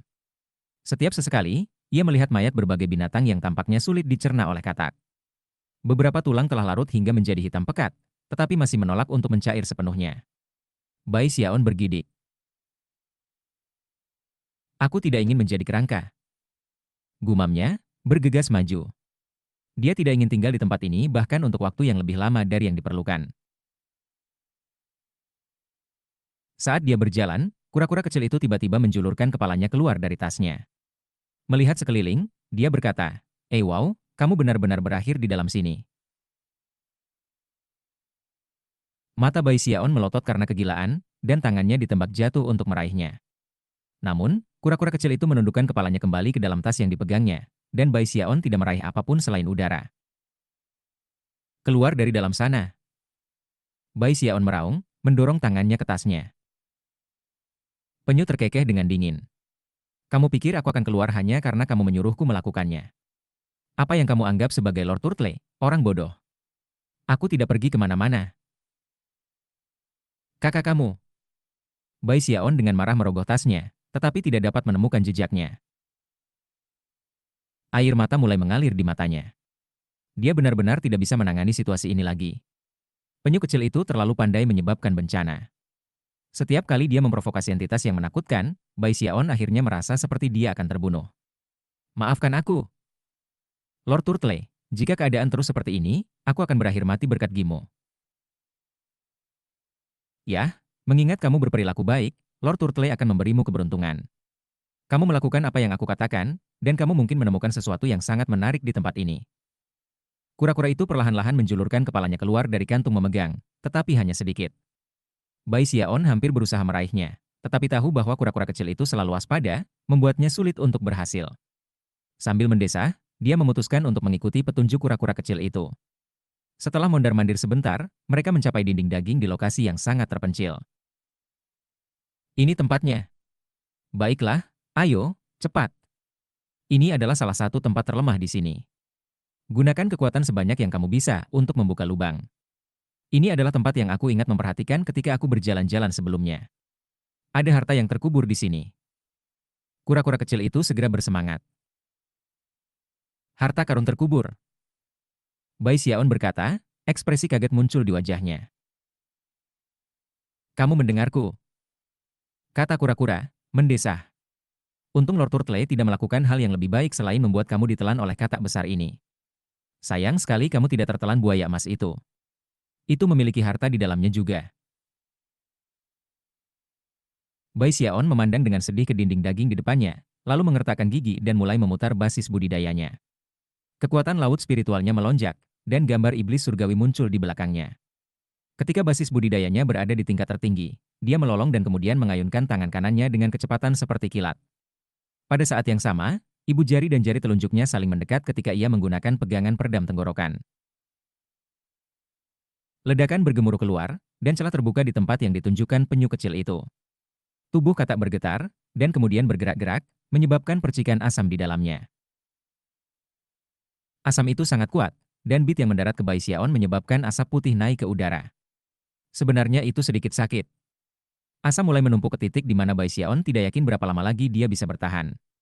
Segera sampai ke pergelangan kakinya, seperti gelombang pasang. Menjerit, dia terus melepaskan serangan kuat. Lebih cepat, desak kura-kura itu. Ayolah, kamu baik-baik saja, Bai Xiaon. Kamu bisa melakukannya. Aku mendukungmu. Kura-kura kecil terus berteriak memberi semangat sampai Bai Xiaon tidak tahan lagi dan berteriak, diam. Setelah melepaskan beberapa serangan, celah itu membuka cukup lebar sehingga dia bisa meraih sisi dengan tangannya dan merobeknya lebih jauh. Sebuah celah robek cukup lebar untuk bisa masuk ke Bai Xiaon. Tidak ada waktu untuk kontemplasi. Asam itu naik sangat tinggi, dan seluruh tubuhnya sakit. Tanpa ragu-ragu, dia terjun ke celah. Dia sekarang berada di sebuah terowongan, dan yang mengejutkan, dindingnya dibuat, bukan dari daging, melainkan dari batu. Yang lebih mengejutkan adalah bahwa tidak ada aroma asam lagi, tetapi sebaliknya, aroma lembut yang terasa cukup menyegarkan. Bahkan ketika dia melihat sekeliling dengan terkejut, kura-kura kecil itu terbang keluar dari tasnya untuk memegang, ekspresi bersemangat di wajahnya. Hahaha. Lord Turtle akhirnya membersihkan peralatan lama dari perdagangan itu. Ini luar biasa. Ayo, mari kita lihat harta apa yang bisa didapat. Mata bersinar, kura-kura kecil itu menembak ke arah ujung terowongan, yang membuka ke ruang batu kecil. Bai Xiaon bergegas. Setelah memasuki ruang batu, dia melihat sekeliling dengan takjub. Itu berdiameter sekitar 300 meter, dan dikelilingi oleh tanaman merambat merah dan hijau yang tak terhitung jumlahnya yang bosan keluar masuk batu itu sendiri. Tanaman merambat merah dan hijau sangat tebal, dan semuanya menggeliat dan menggeliat. Pemeriksaan lebih dekat mengungkapkan bahwa mereka kemungkinan besar bagian dari tubuh katak. Tempat ini. Bai Xiaon bergumam.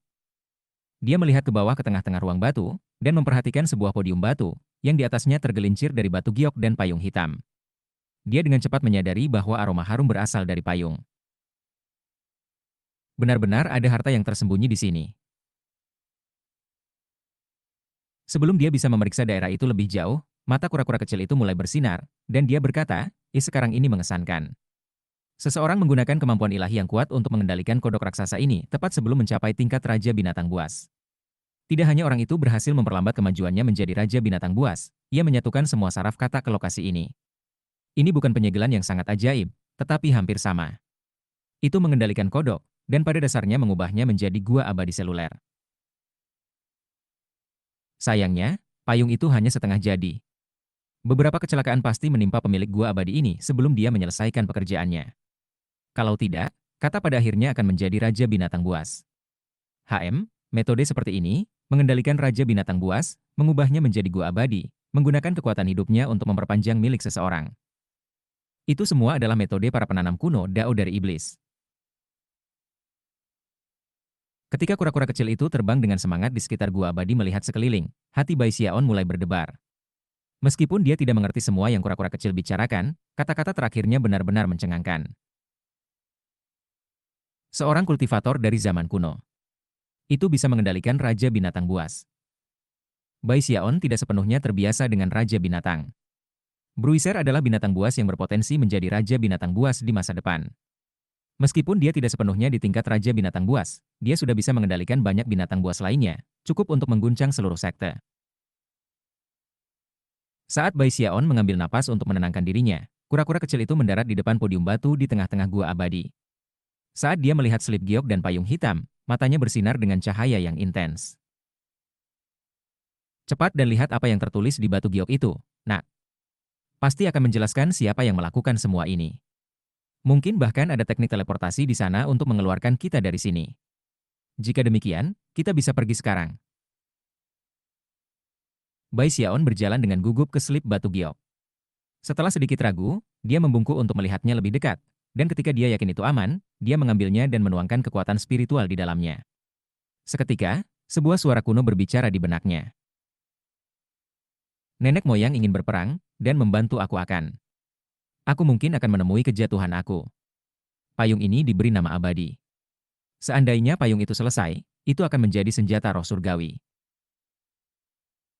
Binatang buas ini bernama Bluelan, dan itu adalah pengkhianat alami. Hanya jika kamu memiliki kekuatan Deva, kamu dapat mengendalikannya. Jika basis kultivasi kamu tidak mencukupi, gunakan teknik aku untuk menyerap kekuatan hidup binatang itu, dan bangkitkan milikmu sendiri. Suara itu memudar, dan kemudian teknik untuk menyerap kekuatan hidup binatang itu muncul di pikiran Bai Xiaon. Dia meletakkan batu giok itu ke bawah.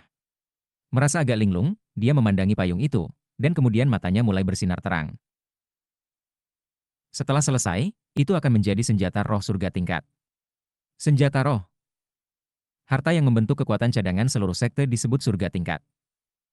Terengah-engah, dia melangkah maju dan mengambil payung hitam.